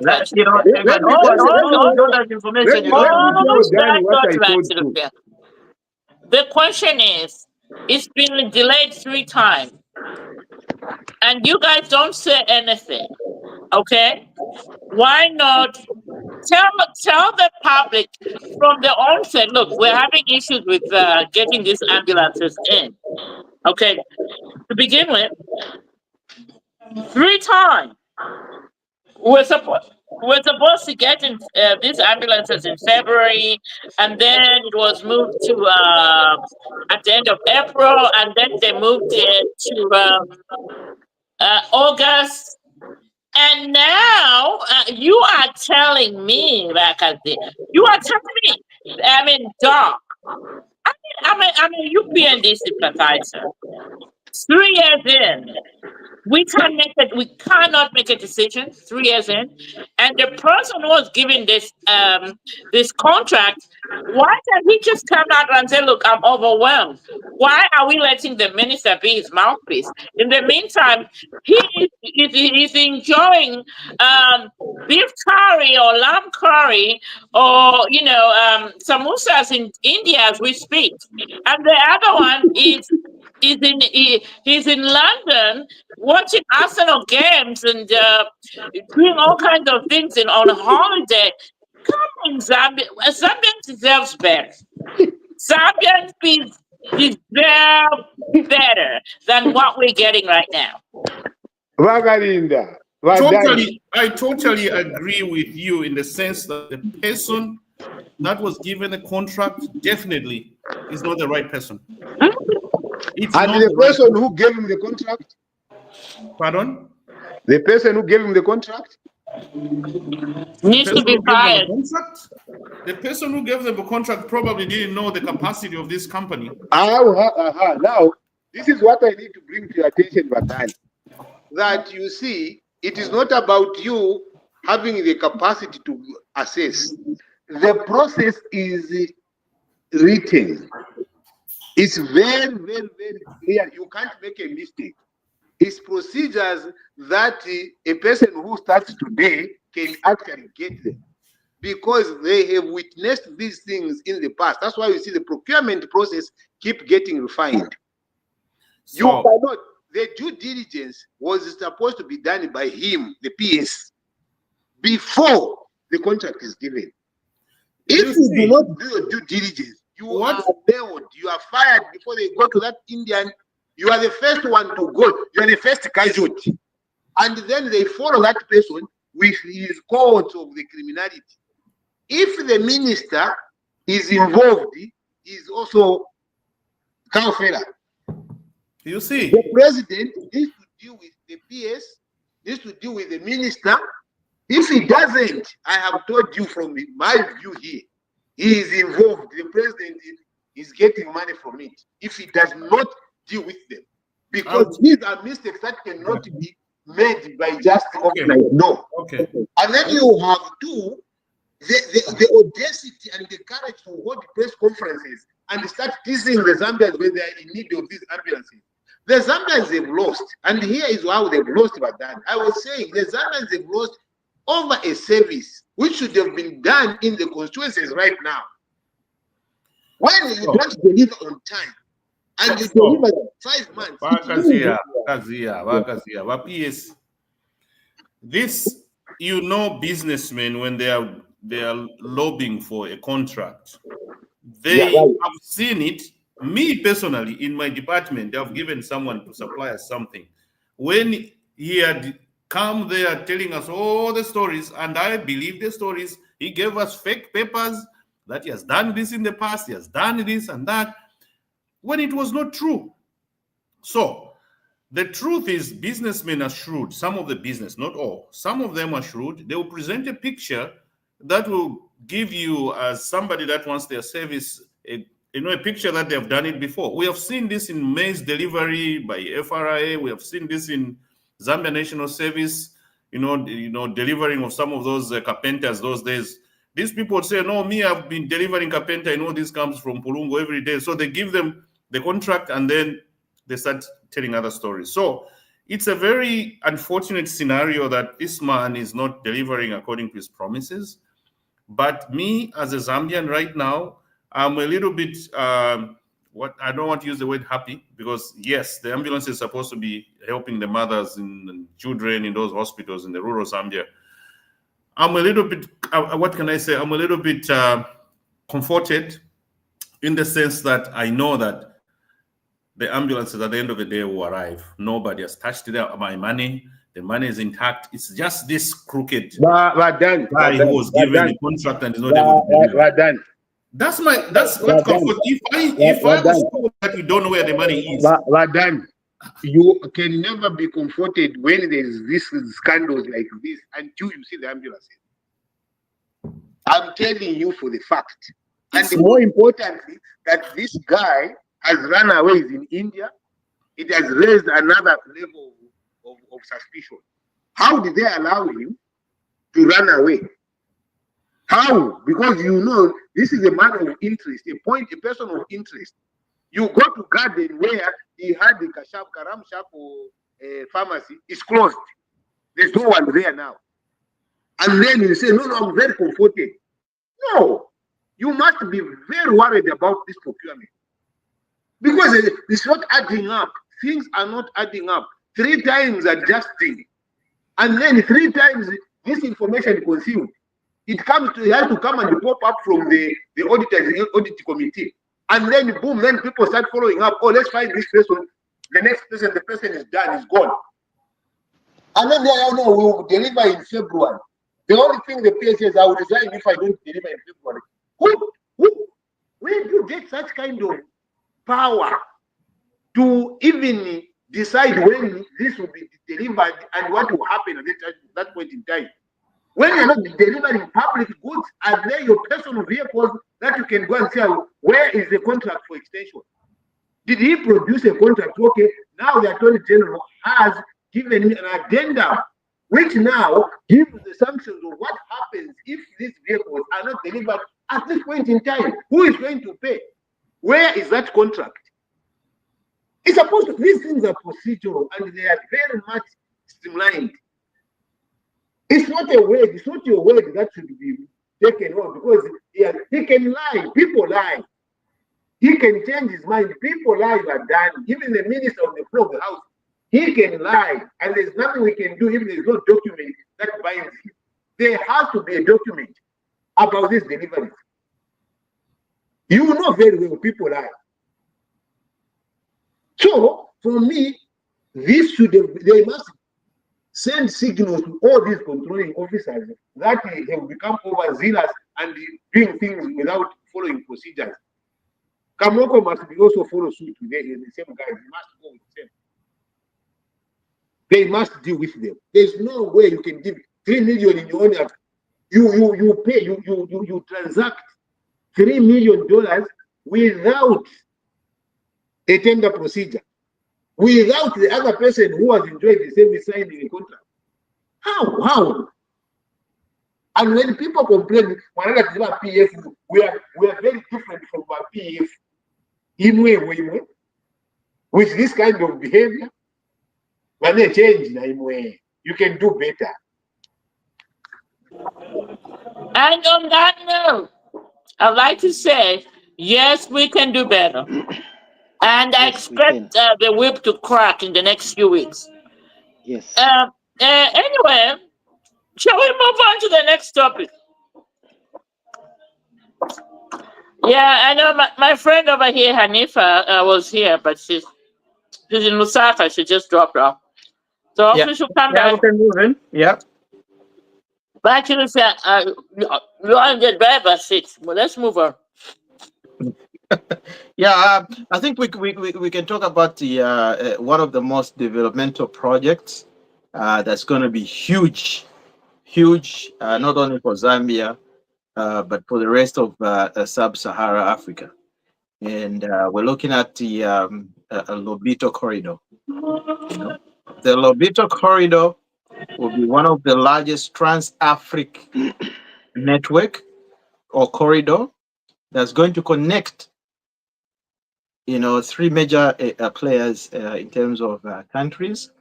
We're looking at Zambia, we're looking at Angola, and the DRC. Now, why these three, the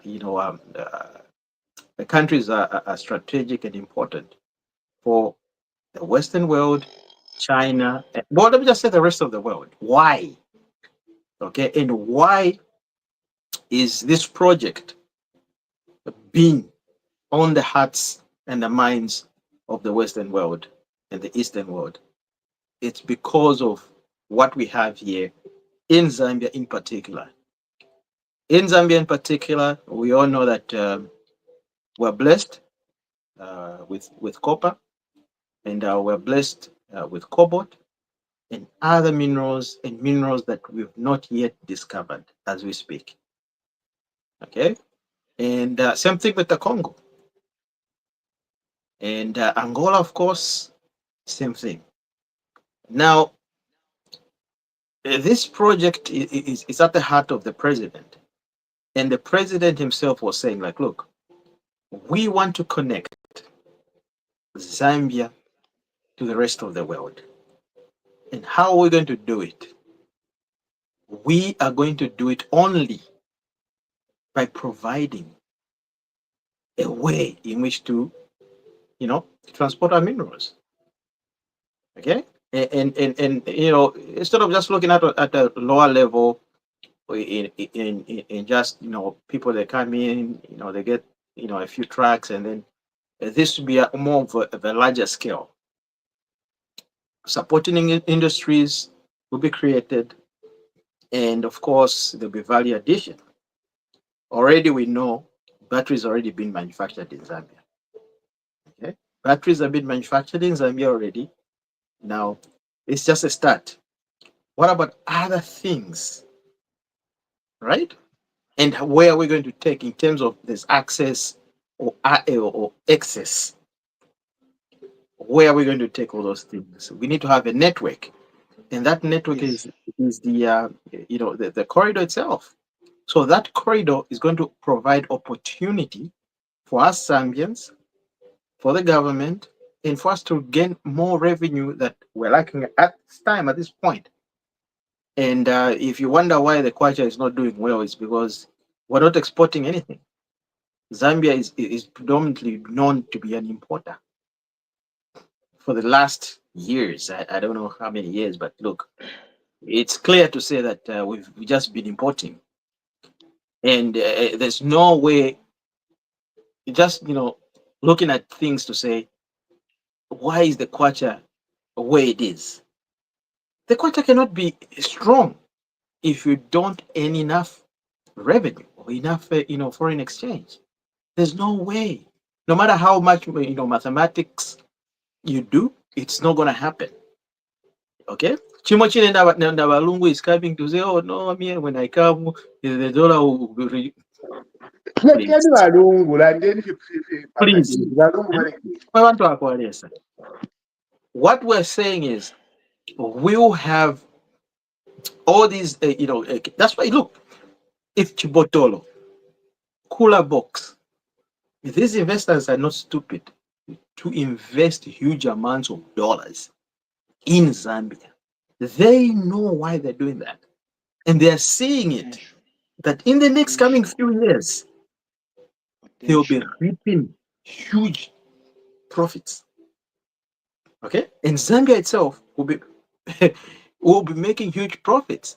Now, this is going to lead to where now the kwacha will start now balancing itself out on the market, and people, because people will be like, oh, let's go to Zambia and do business. Let's go to Zambia and invest, because it's a land where you can actually invest and reap and actually make profits. So that corridor itself, on its own, is one way, okay, in which we as Zambians. So that's why the industry, in terms of not only copper but any other stable industry in Zambia right now, they need to start rethinking and re-strategizing on how they can be a player in the system. But look, I'm sorry, let me be a devil's advocate here and ask this question. Because what Zambians wants to know is, how much money are we getting from that? How many of our people are going to get jobs? And what kind of industry is that Lobito corridor going to generate for Zambia? I think those are three key sectors or issues that Zambians are interested in. Okay, So we no need to problem. we need to. I mean, I think we've spoken about the history behind the Lobito and corridor and what it entails. But I think now we really need to go to the nitty gritties. What is that corridor going to benefit Zambia as a whole? Of course. And in my preamble, I've been trying to tap on it a little bit, but if you want to go into details, one, more jobs will be created.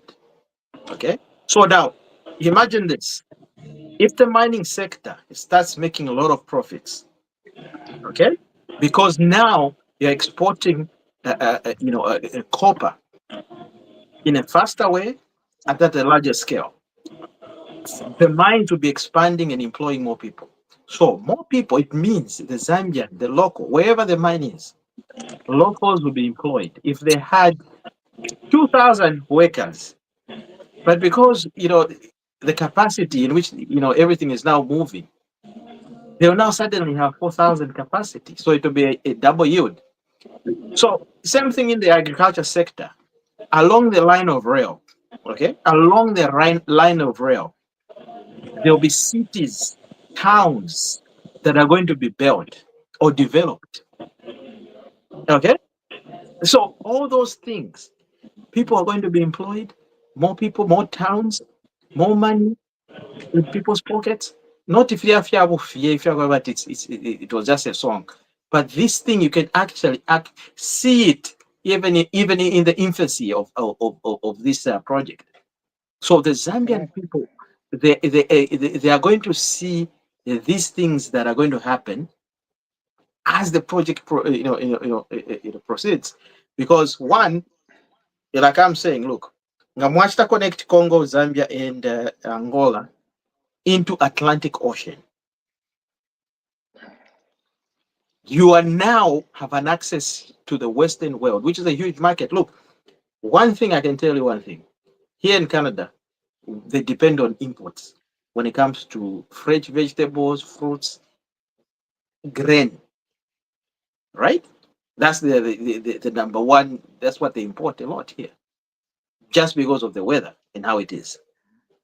Now, if we are connected in the Atlantic, meaning you can have a ship simply full of grain going, with all these restrictions and all these problems happening between the East and West, Zambia can be a player and take advantage of this and say, look, and there's one thing we can understand is Americans, you can imagine Joe Biden came. Why did he do that? Right? I mean, there's so many things we can talk about him, but look, at the end of the day, that's the initiative of him coming. Even if he's outgoing, I think he understands to see, look, China was their major, player when it comes to raw materials, which it still is.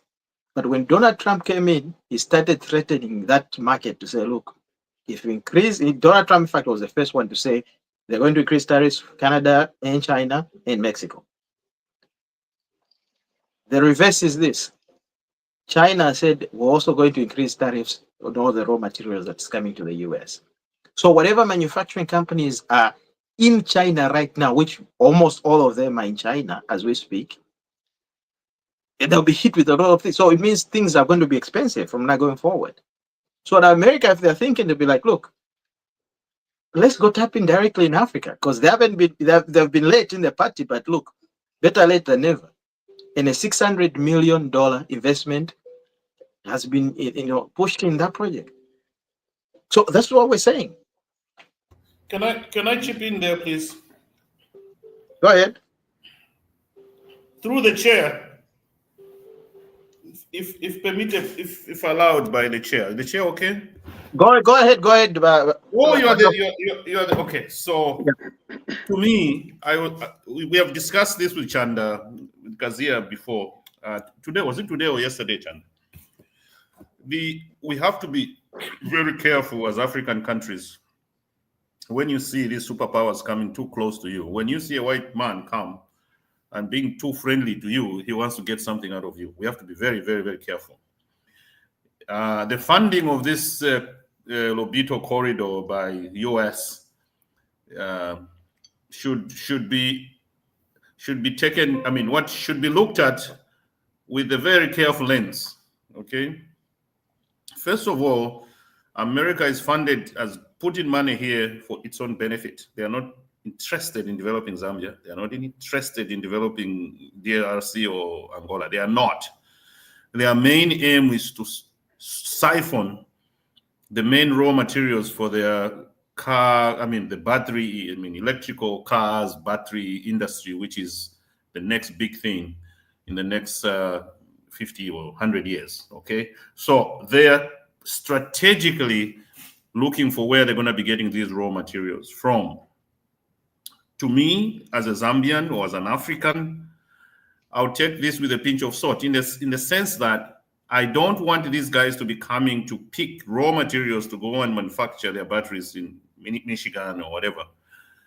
I want us to be manufacturing batteries on the soil of Africa, on our own. So to get this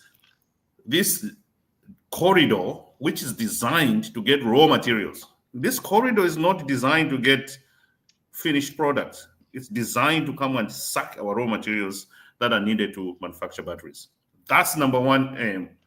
And I don't think, as our president is saying, we have to manufacture things. Let's add value to our copper. Let's add value to our cobalt, and then export finished products. I think that's what we should be aiming for. But I know that this corridor hasn't been built for that purpose. It has been built to suck our resources out to America. That's number one priority. And is that what we want as Africans? No, we don't want that. So we have to be very careful here. So I've listed things here which I think we should look at as a group, three of us: DRC, Angola, and Zambia, because there are three countries involved. We have to develop what I'll say a homegrown solution to this corridor management, this rail line management thing. We have to put conditions, our own conditions, homegrown solutions, to avoid external influences from these big powers, because they can abuse that rail line to suck resources out of us. We have to put things from the word go. This rail line will be, for example, if we just say this rail line will be used to export a certain amount, we can, of course, we can't tell them they can't come and get our copper and cobalt. Let's limit some of these things. Let's not leave it open to them to come anytime, any day, and just grab as much copper, as much whatever. I know we want the foreign exchange, but to be honest, it's better for us to have our own homegrown type of manufacturing of these batteries, even components of those batteries. Let's put conditions down for them. You coming for copper, we'll sell. We want our money from copper resources or something, but let's do some value addition as well before they get our resources out of our country. We should also, the other thing, we should also put documents from the word go. I mean, document who has what powers amongst the three of us, okay?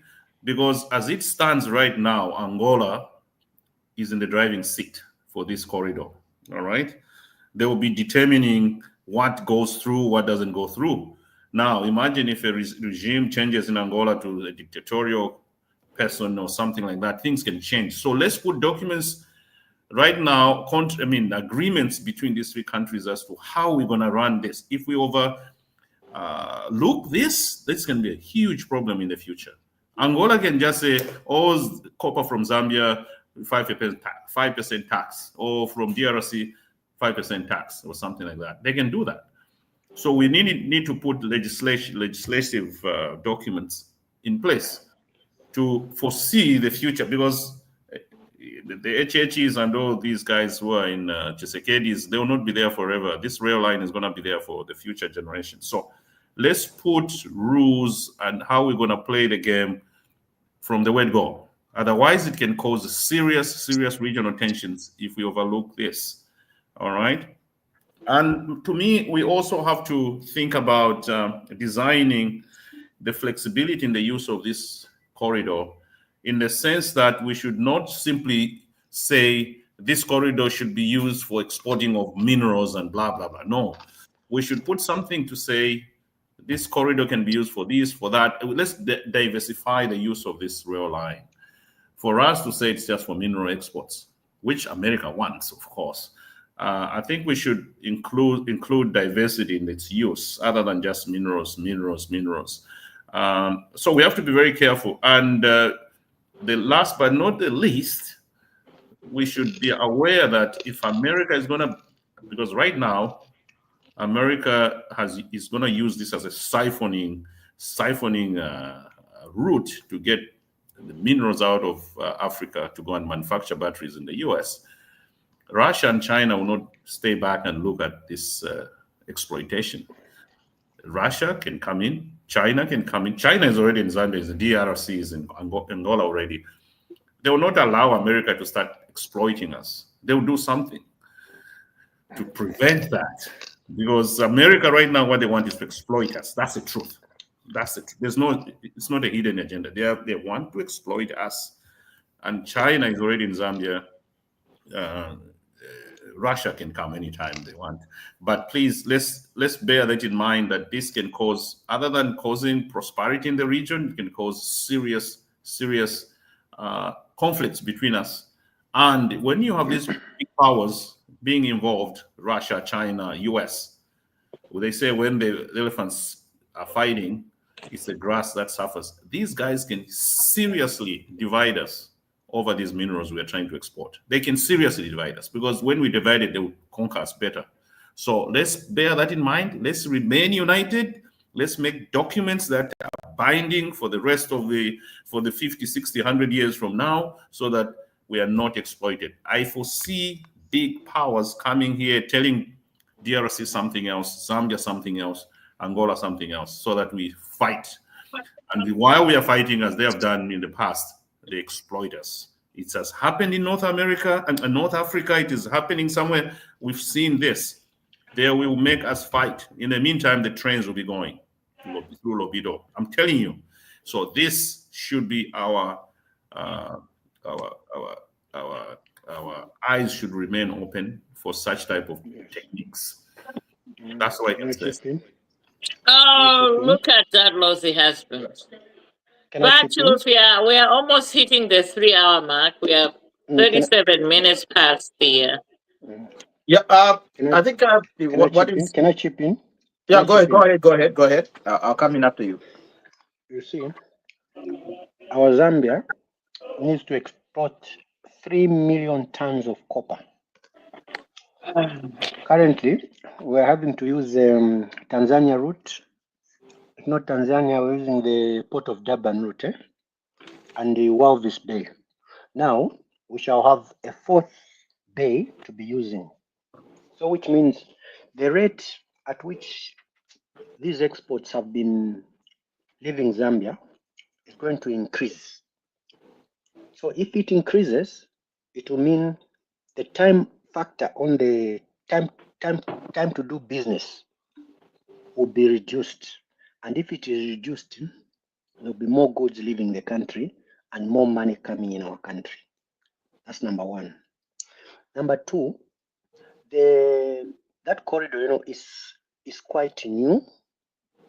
It will open the area for development, not just for Zambia. Remember, Angola has been passing through that civil war. That's the area where Savimbi and his people were. It's almost not populated because of the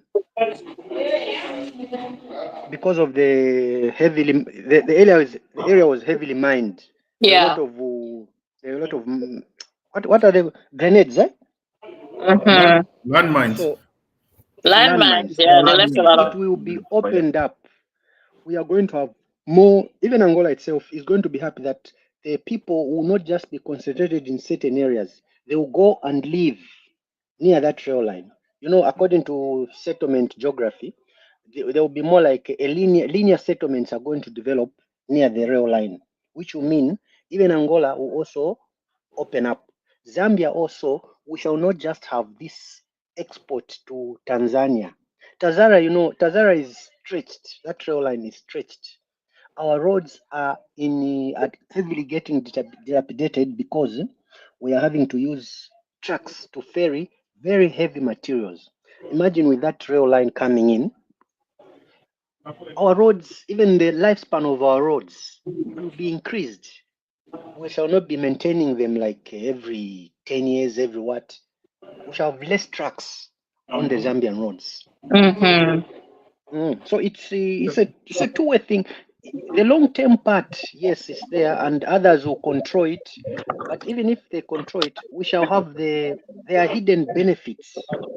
There are hidden benefits that come with that road. So, With that rail line. my 2 cents as well. Yes, magazine. Yes. I think me and my colleague. Oh, sorry, have you finished? Ana imwena puisha nangu twakumana imwe tapali umulandu. Landeni. So I think in itself, first of all, it's a good thing to have that open. But like my colleague, Dr. Liswaniswa has said, it's very important to be very, very careful. Because you see, I think the first initial time when they were discussing the cobalt mining, it was about the value addition and then we were transporting finished product. when I heard the conversation around now when we sat, the president sat, I started now getting an indication that it is raw materials that they'll be getting. So the point is that like we are creating an environment for them to reap from us. The same 1885 thing we were saying, oh, we will get the raw material, go and finally bring the finished products. So we are creating a very fertile ground for our people, our colleagues to come and get the raw materials and bring us finished products of the batteries. I would really love, and I think this is a narrative that our leaders, I hope they can push, where that rail line is used to transport finished products. Okay. We say, probably say 80% must be finished products, 20% raw material. Yes, because they need it also to sustain the economies in a certain way.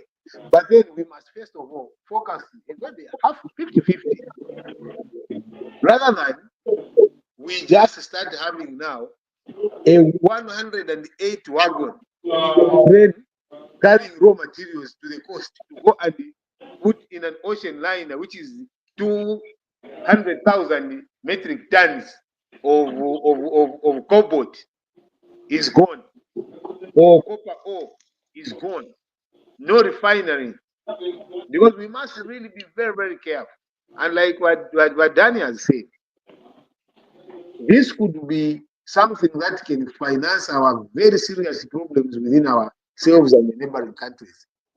And also, especially in Zambia, looking at how we have been getting a little bit polarized the way we view ourselves.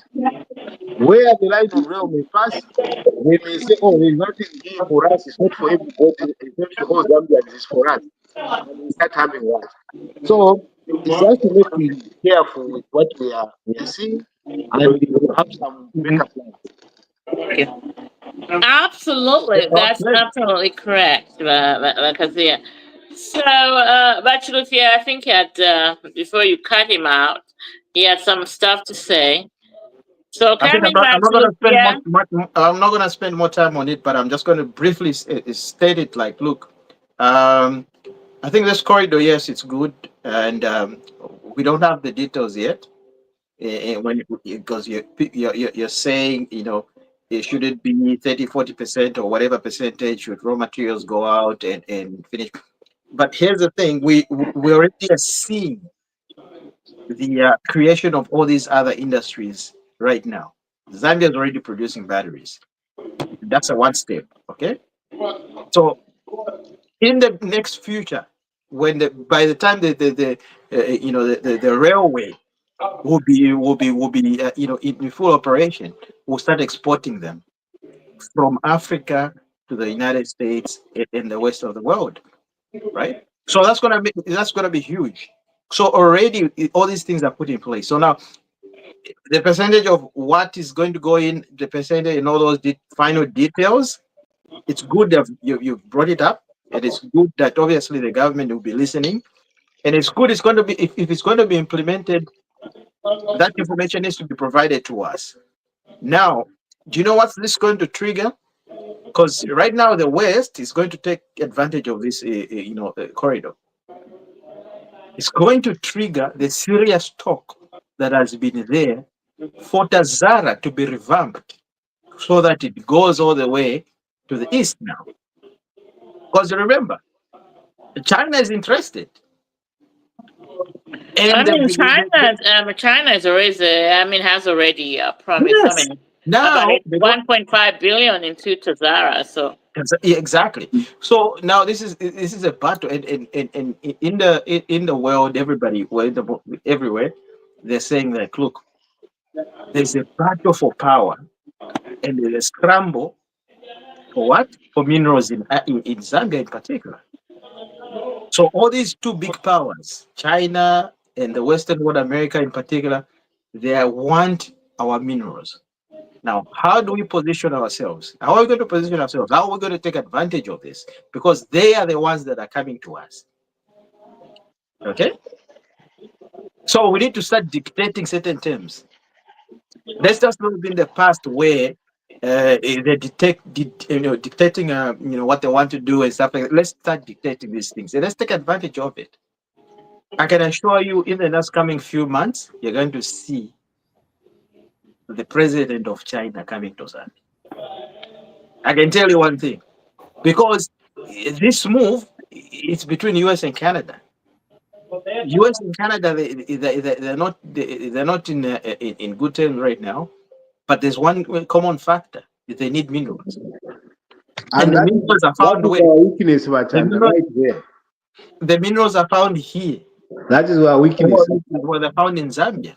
That's our that's a dangerous factor. So to me, sorry, let me just, to me, from the word go, we should know that Africa right now is well placed in terms of the electric car. Remember, all developed countries by 2050, they will have no car running using fossil fuels. They will all be electric cars. It's huge. But for us to sit down here, we have all the resources that are needed to make those electric car batteries. We are not talking about these batteries, 12 volts batteries, which we have been manufacturing. No. America is getting our money to go and make electric car batteries, electrical car batteries, which are huge, massive. One electrical car battery costs about $50,000. One. This is what we need to be making in Zambia right now. Not these $200 or $80 batteries we are making. No. Let's start making electrical car batteries. Let's enter agreements with Mercedes-Benz, with Toyota, with what? We make your batteries in Zambia. You come and not these to my small pro, but no. America is getting these things. China is getting our resources to go and make electric car batteries. These are huge things. One battery alone costs so much money. It's the cost of a car, basically. An electric car is worth an electric battery. That's it. So that's what we need to be making in Chongwe. That's what we need. Let's start making those, even 5-7 of them per month. That's what we need. Let's not be deceived by making the 12-volt batteries, which have been made for the past 300 years. Those are nothing. We are just cheating ourselves. The market is in these huge, massive electric car batteries, which America wants to. China already, right now, is leading. America, Ford imports those electrical car batteries from China. Imagine Zambia started making those. I've got a question. What happened to Eagle? You know that company that used to manufacture bicycles? Wangwa. No, they're still doing a good job in Wangwa. Oh, okay. So now, but here's the thing. This is how they can evolve. This is how they can evolve. Electric batteries. Instead of making basic bicycles, they should start making electrical bicycles. Exactly. You see? Because those bicycles need batteries. Yes. Okay. Same thing with the scooter, not the traditional scooter we know about. I mean, it's those nice scooters where students, they go for work, they go for, you're going to school, you got a little scooter, it has a battery inside. Okay. We are at an advantage, but we are allowing ourselves to be exploited here. Exactly. In conclusion, gentlemen, I only have 5% of battery remaining on my phone. I didn't bring my iPad. I'm not home. So shall we? We have 10 minutes before 4 o'clock. Shall we then move on to the rounds? 2 minutes each, so we can conclude before my phone dies over here. Yeah. Can I start? Yes. I want to see someone wear white gloves now and do his work. White gloves. I agree. White gloves. And I know I've said that for you. You are not going to rant anything. White gloves. Thank you. Right. Back to Lucia. No, I'll go at the end. Let everybody talk. Okay. My lovely, handsome doctor. This one is. Okay. What's the run for the week? The run for the week for me, I have two. One, I'm looking forward to the. I don't know whether you guys discussed it before I came. I'm looking forward to the 10th of this month for that judgment of Lungu, whether it's going to continue in politics or not. Yes. I'm looking forward to that. And I hope everybody will respect the judgment of those judges, what they will tell us, whether we are UPND or PF. Let's respect our courts, the decision by the courts.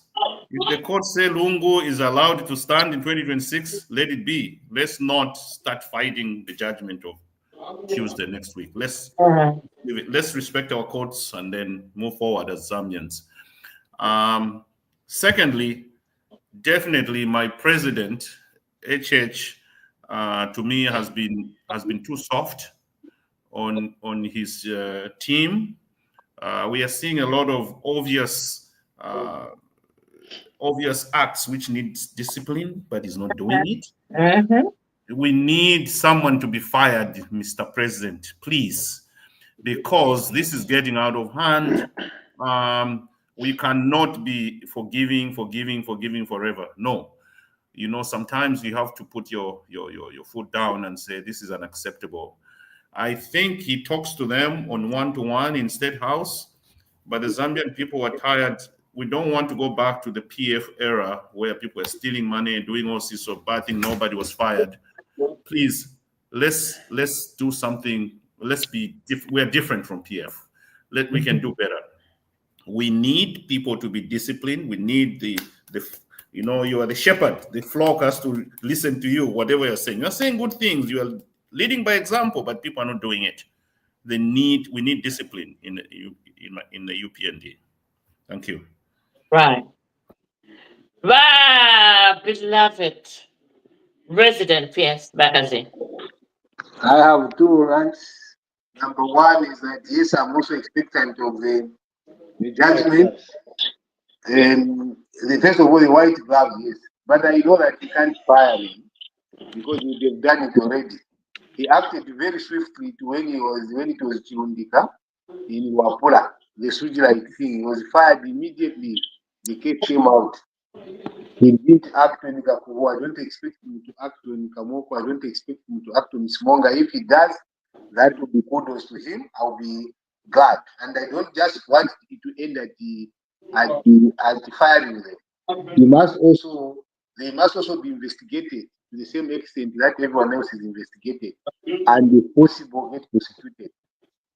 My second rant is that the outcome of the court judgment looks like it is set. It is just that people are scared to say it, but from the maneuvers that the government is making, it seems that they might have wanted to succeed in terms of stopping ECL from contesting.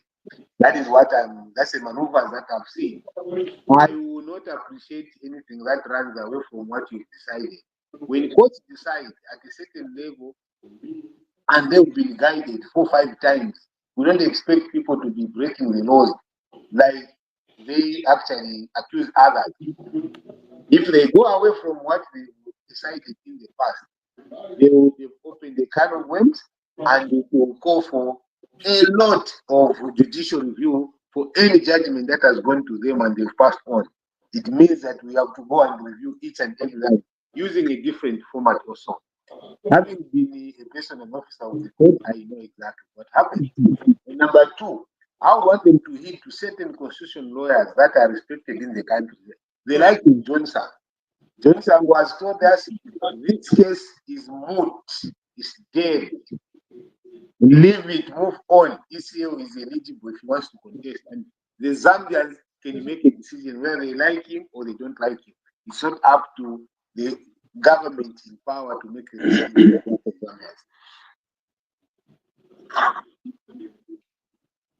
But Rufia? Yes. First and foremost, Iliashiava ECO, that will never end. It's a subject that's going to go on. But anyway, let's wait for the. To be honest, I want him to stand. Okay.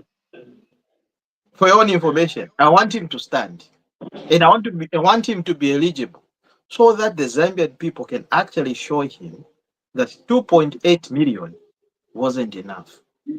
They're going to give you more now. Okay? Mwana kalirira bonzo ni kumpasi. But anyway, aside from that, in away from that, My rant actually of the day is we need to take advantage of this initiative of the Lobito corridor, and also what we need to do is we need to create what we call trade centers or grain centers. Okay, while the railway is being built, Zambia also needs to also understand that look, we also need to start building up more farms, more what we call grain centers. Okay, where it's a port where you can actually have different types of variety of crops and be able to easily put on that railway. Because these things are because we're connecting ourselves to the Atlantic, they are very scarce here, and it's diamond. They cost a lot of money. Okay, just maize itself here, maize, all these other products, like they fetch for high cost, and if we have that route, and it's our in our domain, why not take advantage of it anyway? So, trade centers, grain centers, and as well as I can give you an example. These trade centers, if you go back in history, right? Look at how the China Silk Road was built. China, what they did, because these guys are engineers. That's why I love the Chinese people. These guys were engineers. They decided to build a Silk Road from the east to Egypt, because Egypt was what? It was a trade center. Okay. Now people they saw this mystique about Egypt. They don't understand how Egypt became to be. Egypt wasn't just built one day. Okay? It took years for it to be built, and it wasn't done by one person or one country. It was done by people who were coming to trade. People were coming all the way from east, west, north, south. They brought in their knowledge and they started building it. And that's how Zambia is going to be in the next coming 50 years. Because Zambia will now be a hub, like we're talking about. We have all the minerals, like we got everything. And we'll have a lot of talented individuals specified in various departments coming to Zambia to invest. So ikyalo eki alekolopa alekipanga bwino kikawama. People shouldn't feel like, oh, this is not happening. Believe in HH system, you're going to reap the fruits. Your kids, my kids, grandkids, they're going to reap the fruits in the next coming 50, 100 years because of what he's doing right now. And there's no way in hell that the people of Zambia can allow a violent party to come back in power. I rest my case.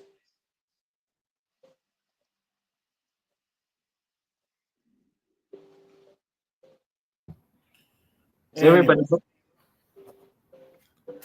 But chair now, Babutuka. But to me, I just want to reemphasize the fact that we should enter agreements. I mean, we should put things straight, clearly. Who is going to be playing what role in this rail line? Because to be honest, it might be another lacuna down the line when we're going to say, oh, we didn't think about this. Because to be honest, Angola might start charging us fees for exporting our copper through this line. It's possible. They can start, because it's an outlet. If they say, no, we just block this, we're done. So we need from the beginning to make these documents clear and very, very, very, everybody should sign and say, this is the way we're going to run this rail line. Because just going through the agreements really fast, we might miss some very, very cardinal things, especially with the regime changes in these countries. Things can change. Contribution. Yeah. I have a contribution to make before you go. Yeah. Angola has oil that side, eh? Don't you think there can be a time when they would want that oil to be exported to Zambia so that we make our own refinery? There's No, a actually, reverse part. there's one that's. Let me just tell you one thing. I don't know if people know about this. There's one refinery that's being built right now. You speak in Angola, that Zambia has invested over Yes. 40%. It has 40% in it already. So that That's rail what's line is not just copper. It's not a one-way road now. It's two ways. There's going to be economic benefits. You know, it's a pity our country is landlocked. When you have no sea coast, okay, yeah, that's an advanced term, but when you have such things, there's always a price to pay for being in the center of something. To be landlocked, you have to dance to a particular tune. Unfortunately, that's how things are. At the same time, we should do what the Europeans have done. We are in well placed, Angola, Zambia. We have the minerals which everyone wants. Why don't we now form this powerful organization which cannot be broken? We hold our hands and said, if you talk to Angola, you talk to Zambia. If you talk to DRC, you have to talk to Zambia about cobalt, about copper. And we can fix the price of copper, not people in London fixing the price of copper. We can do it. Yes, but the truth is that these guys are coming to talk to Angola alone, Zambia alone, DRC alone. Let's stop that. What I'm trying to say is we are in a well-placed situation right now where everyone wants our cake. And they will divide us. They will divide Angola. They will divide. So we need to talk with one voice, and we are capable of doing that. These guys have nowhere else to go and get the copper. But do you know what? You know what? One country that I feel that is going to be weak on this situation is the DRC. You know what the French does? You know what the French does with the colonies it got? The money they make is invested where? In France. So we have a problem there. Even when you look at peace, DRC and peace are miles apart. Maybe countries where there is so much peace, it can work out, but where there's a lot of division, you have rebels controlling a particular area. It's advantage to these people when they see that that's a very good recipe for them. They like it. Yes, and you can see just this one officer was killed, by one of the DRC soldiers. A ZNS officer was killed, and all these things have been happening. People have been complaining. Trackers, as far as South Africa, when they're trying to export, the minerals going through Congo, they're always attacked. There's no security. That country, those people. I mean, I don't understand. Like, now, I love the Congolese. He is someone who wants to exploit you. It's very tricky here. We have to be very careful because these guys will come and exploit you and run, and you guys, us, will be fighting. Them, they will exploit us. So we have to be very careful. To me, I would want a document which says we're going to speak with one voice about our minerals, about Europe. Yeah, we can't speak as individual countries. But my colleagues, me, I have one. You see, the other problem that we may have in terms of speaking with one voice, we cannot win even speaking with one voice, especially for us as Zambia. We can't. You know why we can't? Because already we are disadvantaged at shareholder value.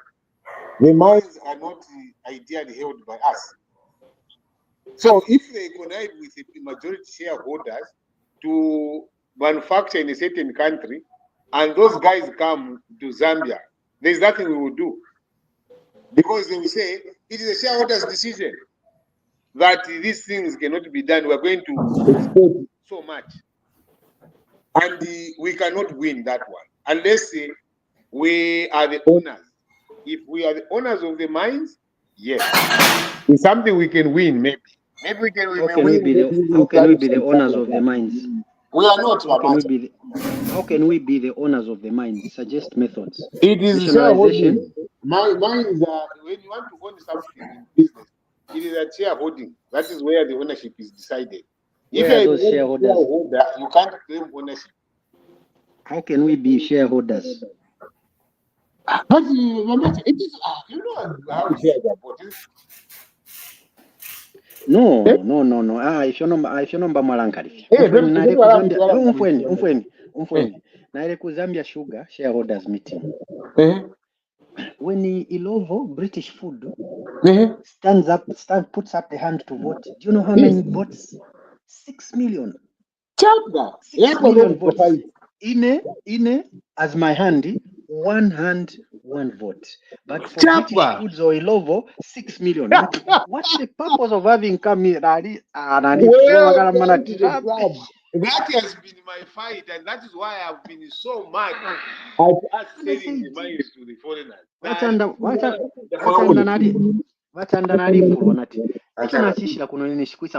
So that certain things go my way. But if I raise my hand, it's 1 vote. But British Foods raising their hands to vote is 6 million. Even if I vote against, of what use? Mandy, neocolonialism is real and it's there. They are still controlling us. Let's come out of it. We cannot run away from that fact. We cannot run away from that fact. But somehow, we can be better. Policies. We can be better. Just policies. You can't run away from that fact. If you can't run away, then we should know that we have no control over our resources. So that is the hard and fast. So to say like that, yes, we'll just be talking. Because like Yahweh never saying there is nothing we are going to do about it. Because we have showed our rights to them. We have given them that even when we get a man, that's what we have said. Yeah. For me,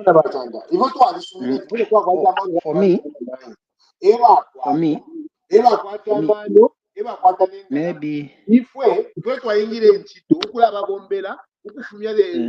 the resource under the ground, pack them in the trucks, in the containers, and the containers, they will be also have another person employed for the salary to transport them in an engine to the sea coast. And when he is transporting $2 million, $2 billion worth of copper ore, he is paid $2,000. Chapwa, ngawamupela, but no overtime to be up to $50. Chapwa. So remember, mining. As long as we don't own anything, we should kiss goodbye anything that we want to do. Because this has been the model from the time of privatization in Chiluba's era. They have always New Year's. When we are trying to get our mine, they come. Through our leaders, by the way. They came through Manawasa. First of all, they came through Chiluba, got the mines. When the Chiluba was knowing what they were going to do to hammer them, it is out of power. Manawasa comes in. When Manawasa, before Manawasa knows, they went again and started getting the resources. Same formula. When Manawasa dies, Rupia Banda comes. When Rupia Banda was coming to know them very well, it's out of power. The next is Sat. President Sata comes in. Before he figures out what to do with the mines, he dies. ECL comes in. When ECL came in, when he was about to leave, then he knows, oh my word, let's turn the shareholding. We succeeded on one Mopani. They go behind it, they dump ECL and they lump him on things that are not right and corruption and everything. They go to HH. They've gone out to HH to say, oh, wait a minute, the private sector driven. The one which was done in 2000 when Chiluba was there, they are back. So they've taken and now they are also talking to him. The moment President HH will know them for what they are, he is out. They will go and get another one. They never want us to own those mines as Zambians. They will find things and throw at ourselves so that yatule tukanishanya yatulera ndatulelwa bale bakunuma. I think I disagree with you. Pali point, because as you've been talking about it for a long time. Permission to leave. That's 1 minute. Permission to leave. I've got few other commitments to do now. Good night to all of you. Thank you. Ilya Shidi, you've been bringing it up for a long time. and you're saying that those guys are not to be trusted. You can stop the recording. We have hit our target now. Bakalinda is not here. She's the one. Oh my God. She's the one that has the administrative thing of stopping it. Okay. I don't. Let me try to contact her. Okay. But anyway, so Vamashina, you've been saying this for the longest time. And these people they're not to be trusted. Right? Now, since they are not to be trusted, just because the time that the Patriotic Front were in power and we were doing business with that entity, the problem is this, and this has gone through all different ministries. The Patriotic Front were not serious or were not putting the Zambians first. They only realized at the end, right? Charlie, what as I come to Paras that but look, you have to give somebody before you go into any agreement or anything. This is how we want us to operate, and this is how we want us to agree on. That never happened during the PF government.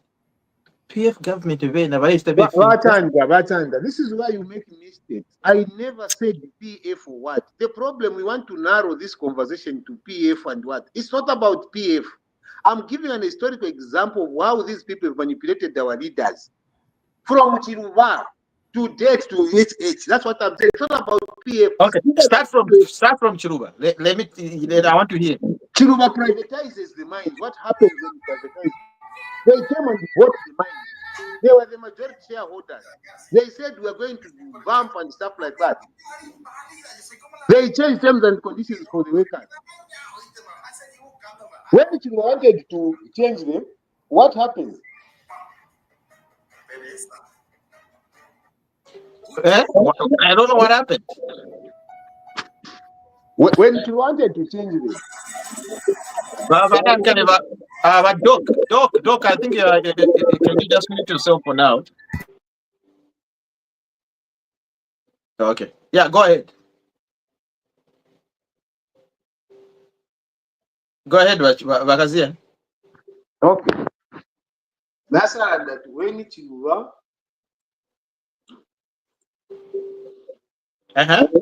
you when you because what you're saying is this: you're talking about how the influence has been with all the leaders, starting from Chiruba to HH, how they've influenced the leaders. Okay. Now, me, I'm like, look, I think the current government is not influenced in that manner because I've seen how in the previous government, how they were behaving and how they were treated. It's because of how they were projecting themselves. Like, look, she's a player, right? You're going to treat her as a player. Okay? So you can't treat her as a decent woman when she's coming to you like she's a player. So you just no, that's how it is. So that's how the patriotic government was. They were presenting themselves. Let me run you through. This is why I say, the problem with Samukukwata is where I want to reduce this conversation between PF and UPND. This is bigger than PF and UPND. It is well bigger. And the moment that you reduce the conversation to PF and UPND, that is what they want you to do. They never want you to go in the history to see how they've been manipulating our president. It's not just one who has been manipulated. Chuma was manipulated. Monawasa was manipulated. Rupia Banda was manipulated. Sata was. ECA was. HH is being manipulated right now. And then you want to attack me. I don't know about PF. It has nothing to do with them. Why is it that all these presidents have never sat together and they say, it's a systematic way of doing it. Because the moment you guys unite, you will know how to take back the mind. And if they're not going to eye to eye, how can you take over a mind? How? It's not going to happen. Watch under, you're oversimplifying things. That's the problem. But Dan, I can go in much detail. In But, terms but, of the but Shimon, documents that let are me there, let me come in here. The way you oversimplify, why I'm saying that you're oversimplifying things is because you are putting it as if our country, Zambia, is so, what can I say? The people that negotiate for all these deals are so, I don't want to use the word dumb, but they're so not prepared that they don't see the tricky part of these investors that are coming to the mines. We are where we are. you have right? gotten it wrong, but No, can I just finish? Then yeah, but first of all, to just put it on record, okay. you've gotten it wrong. What I'm trying to say is this: we have, you see, when someone files for bankruptcy, let me just give an example. When someone files for bankruptcy today, that I can't pay my bills, I can't do everything. It doesn't start just there that day he has filed for bankruptcy. It started a long time ago. So what is happening is that we have had regimes that have been very, very, very careless in the manner in which they were managing the affairs of the country. And that's why we are where we are. That's the truth. That's why Chanda is bringing in the PF here. It's because, to be honest, the last 10 years of PF rule has really, really, really damaged our country. It's the truth. Very much. It has. What has done it? But let me just finish. It has really, first of all, they were borrowing recklessly without investing the money wisely. That is not correct. Very correct. Let me continue. Why not? Well, I can even. You want us to start detailing and telling you what happened? Let me continue. So it's known. It's a known fact that there was a lot of money that was unaccounted for in PF. Is palace. Okay. Now that we have started seeing the effect of poor management of the country for 10, 11 years, we are now dealing with it now. HH is trying to reverse. They failed to pay their debt obligations for the first time after COVID, the first country in the world, not only in Africa, in the world. It wasn't the first one. It was Mozambique was the first one. So it was the first one. Post-COVID thing. Yes, post-COVID. Zambia. No, Mozambique. Take. Anyway, so, and you ask them, what were they doing? PF was getting fuel on debt without paying for it. Lies! Those are lies. What do you mean lies? What do you mean lies? The current government had to pay, the current government is paying for the fuel they were getting. Anyway. Here's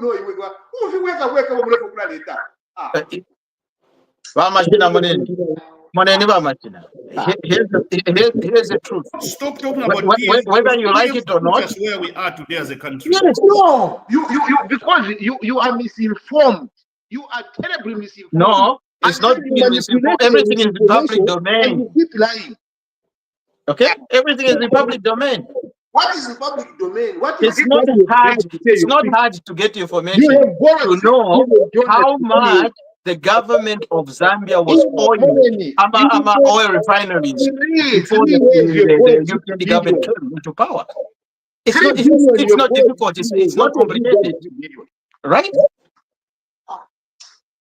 Why didn't the lending institutions want to talk to Zambia? Why didn't they want to talk to us? Why? Do you want me to answer? The answer you gave me before, don't give me the answer. You told me it was LGBTQ. Because it was because of gay people. No. That's the reason you gave me. That's fine. If I gave you the reason, why are you asking me today? Because you see, tell me the reason why IMF refused to sit with Zambia. You see, and this is the problem. Tell me. Having a conversation with you. Tell me. Tell me the reason why IMF and all the lending institutions say no. Why do you want to answer the question? Why are you asking and answering at the same time? Why? Answer it. Answer it. Why they didn't want to talk to Yasukeni bane, In yasukeni bane. in 3 years, first of all, my opening statement is this before I go to the answer.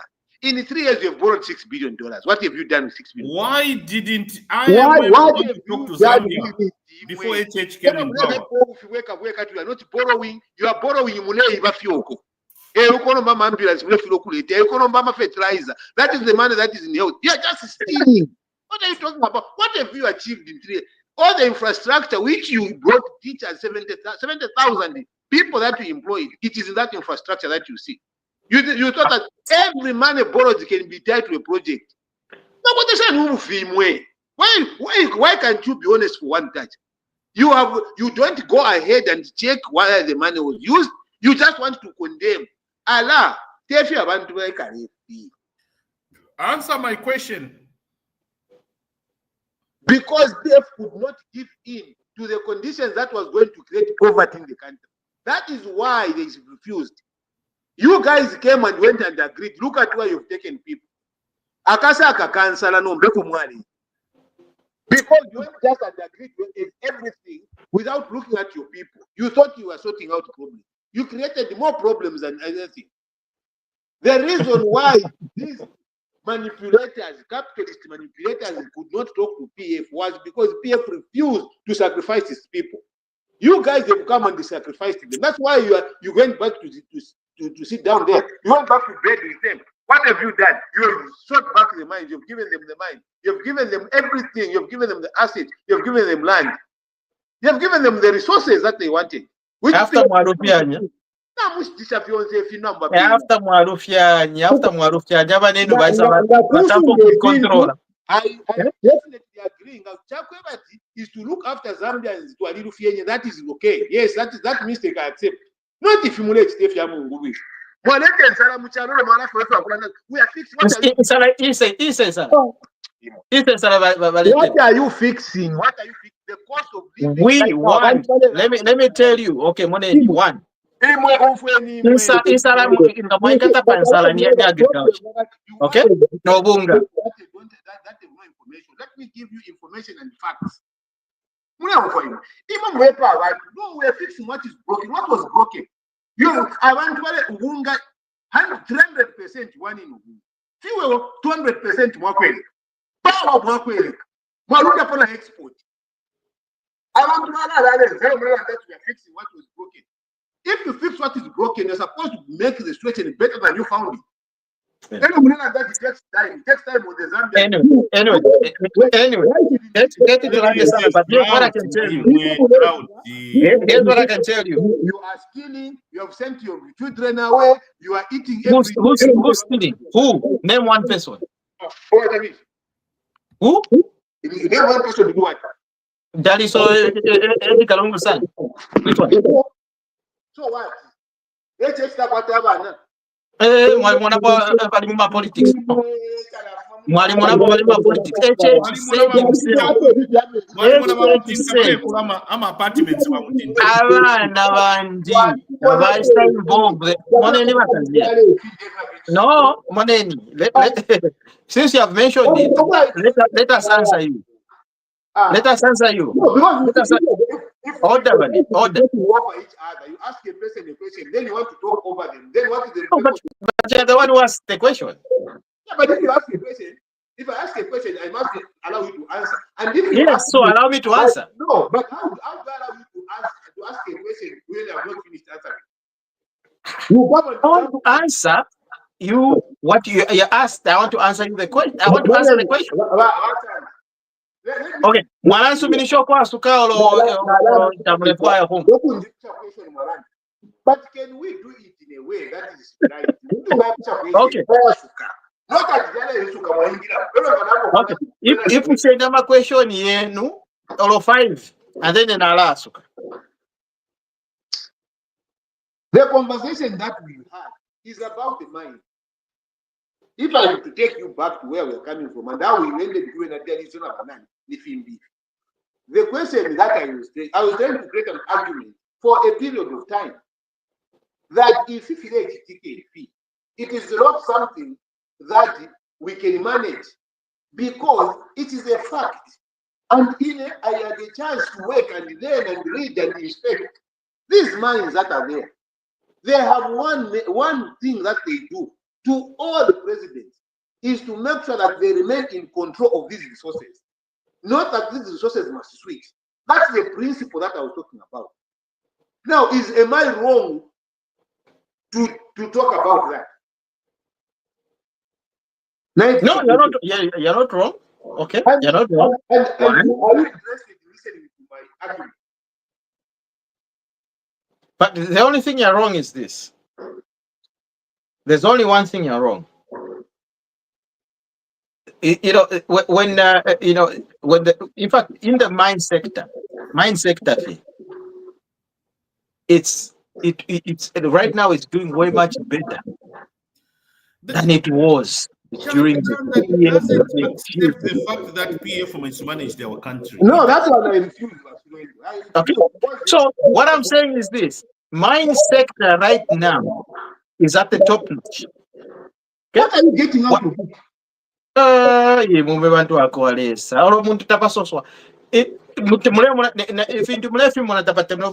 are you getting out of it? We are opening mines. We are opening mines. You are closing mines. What mines have you opened? The mines which were not. Oh yeah. Ero ba machina mwikaweke shapo kulande fyaso pananikane ku bantu wa Copper Belt. Because mdara wa wakandira kati mdara imutamwishi ku Copper Belt for the last 20 years. There's nothing that has been happening in the Copper Belt. Not until UPND came into government. How many? That's when we started seeing our Mama. So abantu wa Copper Belt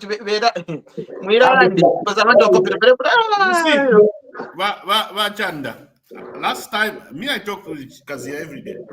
He says, don't start praising your plan. You are planning to open. You haven't opened yet. So as then I asked him my question, I said, but what was the PF planning to open? If you are saying that, HH is planning to open this, planning to open it, but why wasn't PF also planning to open things? Because he said, don't celebrate over your plans. Those are just plans. No mine is operating. It's just plans. But why wasn't PF also planning the same way? Look at how many mines have opened already. Look. Yes. The mining sector in the Copper Belt, like, is huge. Everybody, starting from Chingola up to Solwezi, they're just praising to say, "Oh my God, okay." We have a supplier right now in Toronto who is a supplier in Copper Belt. He has come to pick his child for Christmas back to Zambia. He's there. He's telling us that. He's saying, I can afford to pay for my fees here in Toronto. University of Toronto, the son is an University of Toronto. He's a supplier of mines. He's so happy that things have started happening again. Yeah, it's the truth.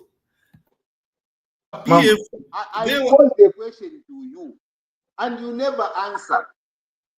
Name one mine that you have opened in Copper Belt, which was not there, a new mine? What kind of question is that? It's a question. And what kind of answer is that? PF was closing mines. Yeah. What one mine? Out of 15 mines that are on the Copper Belt, there was only one mine which was closed. One mine was closed. One mine. All the mines were closed. Which mine was Copper Belt was dead. Copper Belt as we know it. Let me tell you one thing.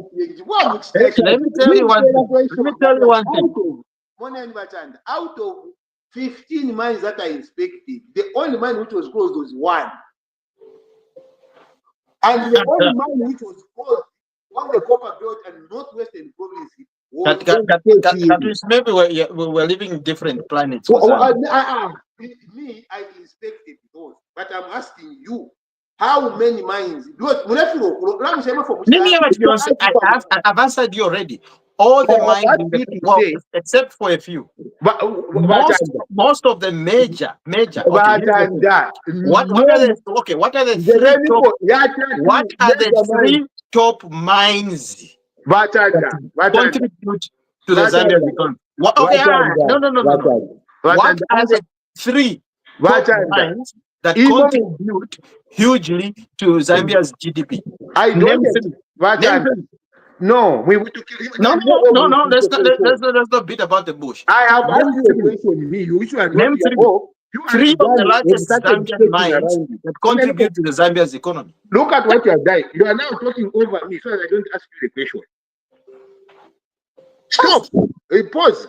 I have told you to say, out of the 15 mines that I know, the only mine which was closed was KCM.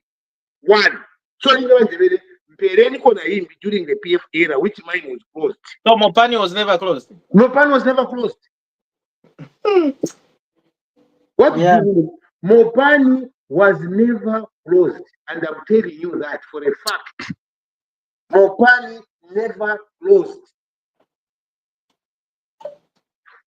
But I've asked you a question. Name three mines. Three big mines that contribute high to the GDP of Zambia's economy. That's what people want to know. Because the people in Zambia, they want to know, there's so many mines. Even Sparks has got a mine. Even Sparks has got a mine. I will give you those mines right now. In fact, you've done that a very good question. But meanwhile, I will remind you to say, you have not given me the mines that were closed.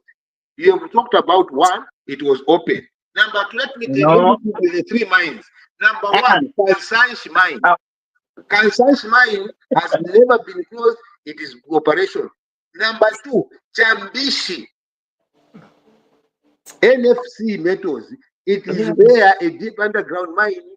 It's open now, but it wasn't there. When were you in Zambia in World War III? That doesn't matter. Let me tell you one thing. It matters what you don't know. Let me remind you one thing. In fact, there was a tragedy that happened. One of my cousins died. So I know. Okay. But this is what makes the conversation very difficult. Because if you ask me a question and I want to answer it, let me finish. Because you have given me a question. Number three. Lumwana was never closed. It was functional. Kalumbira was functional. Chambish was functional. NRFA said the metals. Parika Vindele farm ngamulepe bukisha bachanda. Epa underground mine yama Chinese. Opposite. Epa Chambish smelter. It was operational.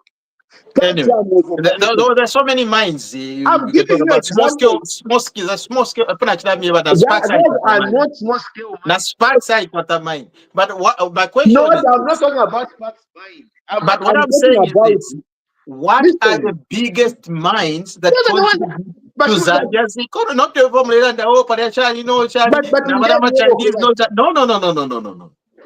We want the big mines that contribute to Zambia's GDP. Are you ready to listen? And you challenge me on each one by one. You say this one no, this one yes. That's how you argue. You don't just say, emerald mine. It has always been there. It produced the largest emerald and is open.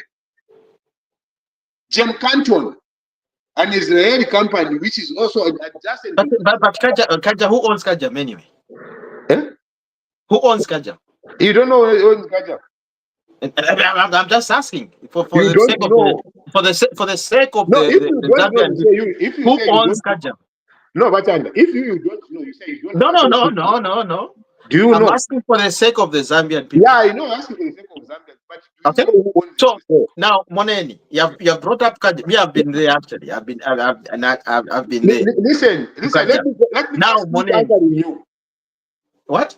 Let me finish answering you. Okay. Chambishi NFR mine is there. An underground mine.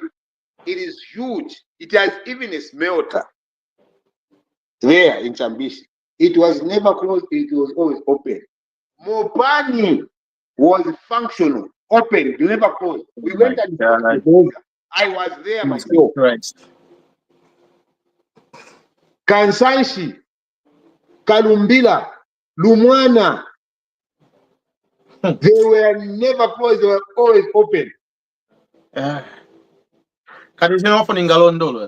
only mine which was closed is just KCM Chapwa. Okay. Anyway, okay. That aside, let's talk about, you brought up a point, Kajam.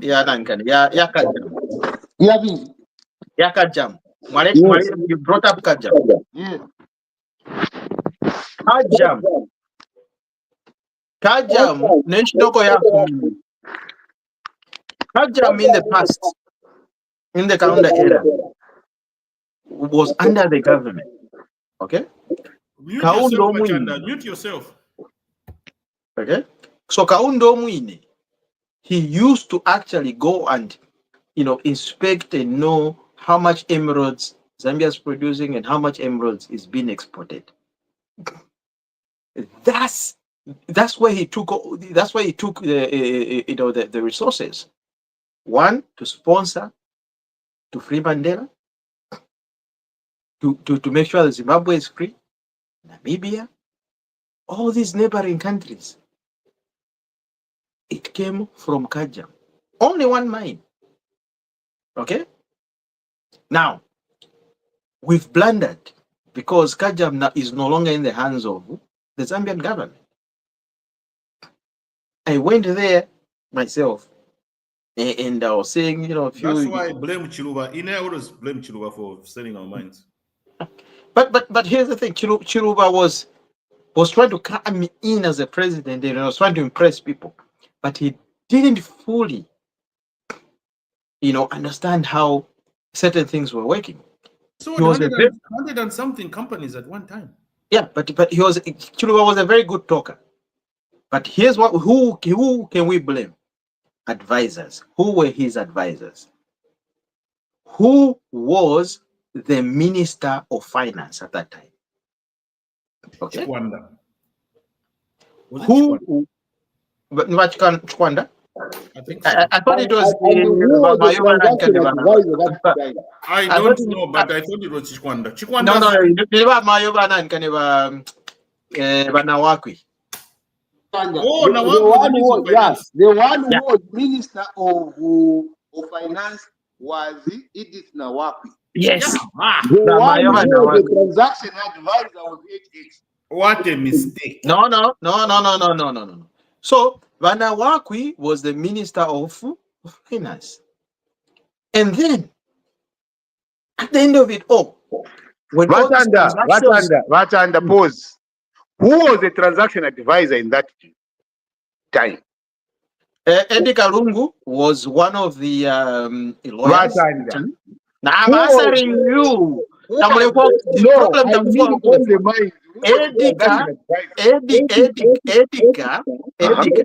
Changwalungu was one of the lawyers.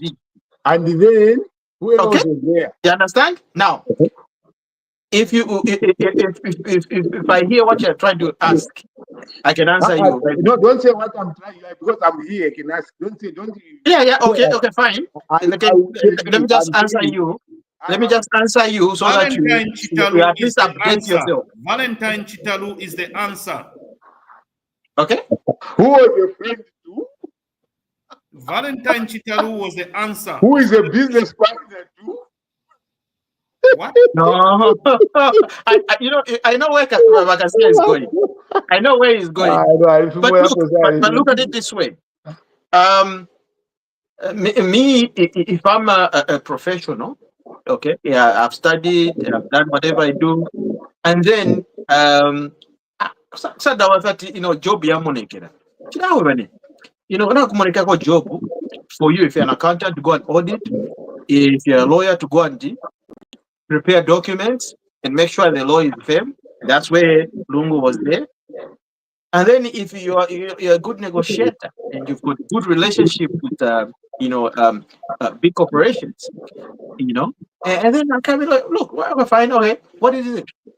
Can you be a consultant? People will hire you for your knowledge. Okay.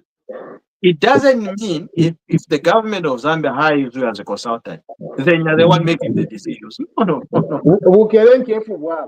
You So how it was, let's put it in perspective. Let's not lie to the Zambian people. HH was just a consultant. Bamwita njerawe moneni because of your business acumen. Now Antobo Waishiba, can you do a deal? Now here's the thing. The deal that he did was the Mosotunya, privatization of the Mosotunya.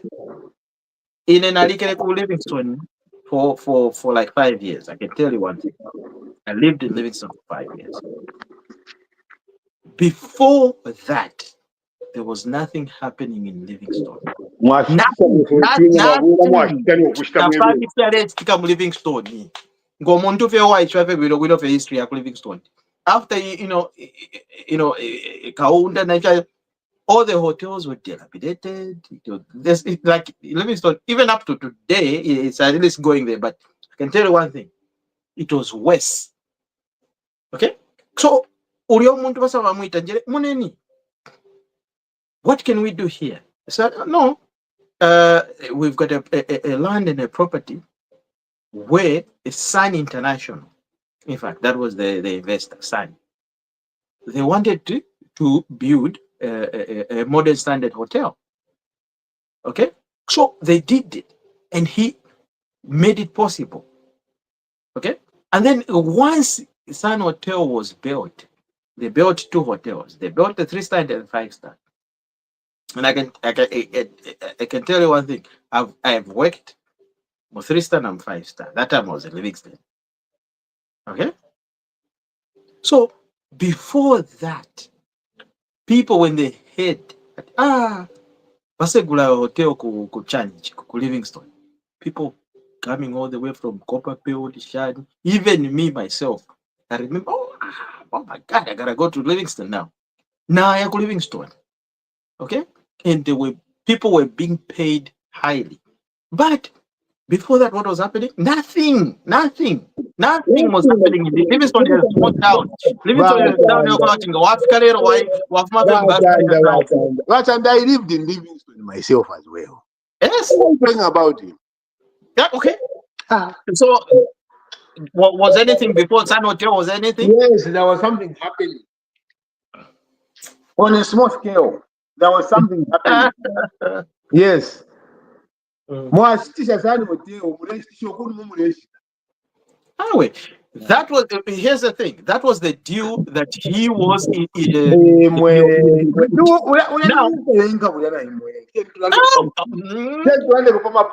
San Hotel is people Kelenga. How many people were employed? How many people were employed in San Hotel? Because of one man. So that deal was good. Now you can imagine, problem a country cannot develop through employment. Date which they develop employment numbers, too low in the Rama. Country, which they develop employment numbers, and that's what 1 million variable. 30. It's the people are working for that make money. But doctor,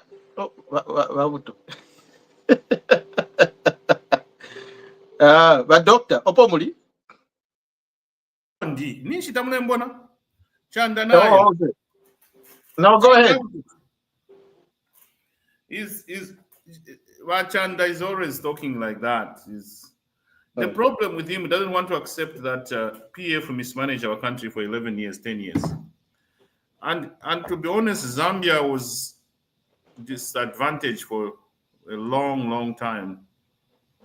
And that's the reason why we are where we are today. But our president is doing everything possible to revamp the economy and do his everything possible to rebuild our confidence on the international market. But Chanda doesn't want to believe that PF did us injustice for a long, long, long time. Well, I think that's good. And then I think we're gonna end today because we've done everything and then said everything. Thank you very much for joining us, ladies All and right. gentlemen. Well, And yeah. thank you, We'll Doc. talk about Are you still in Puerto Rico? I'm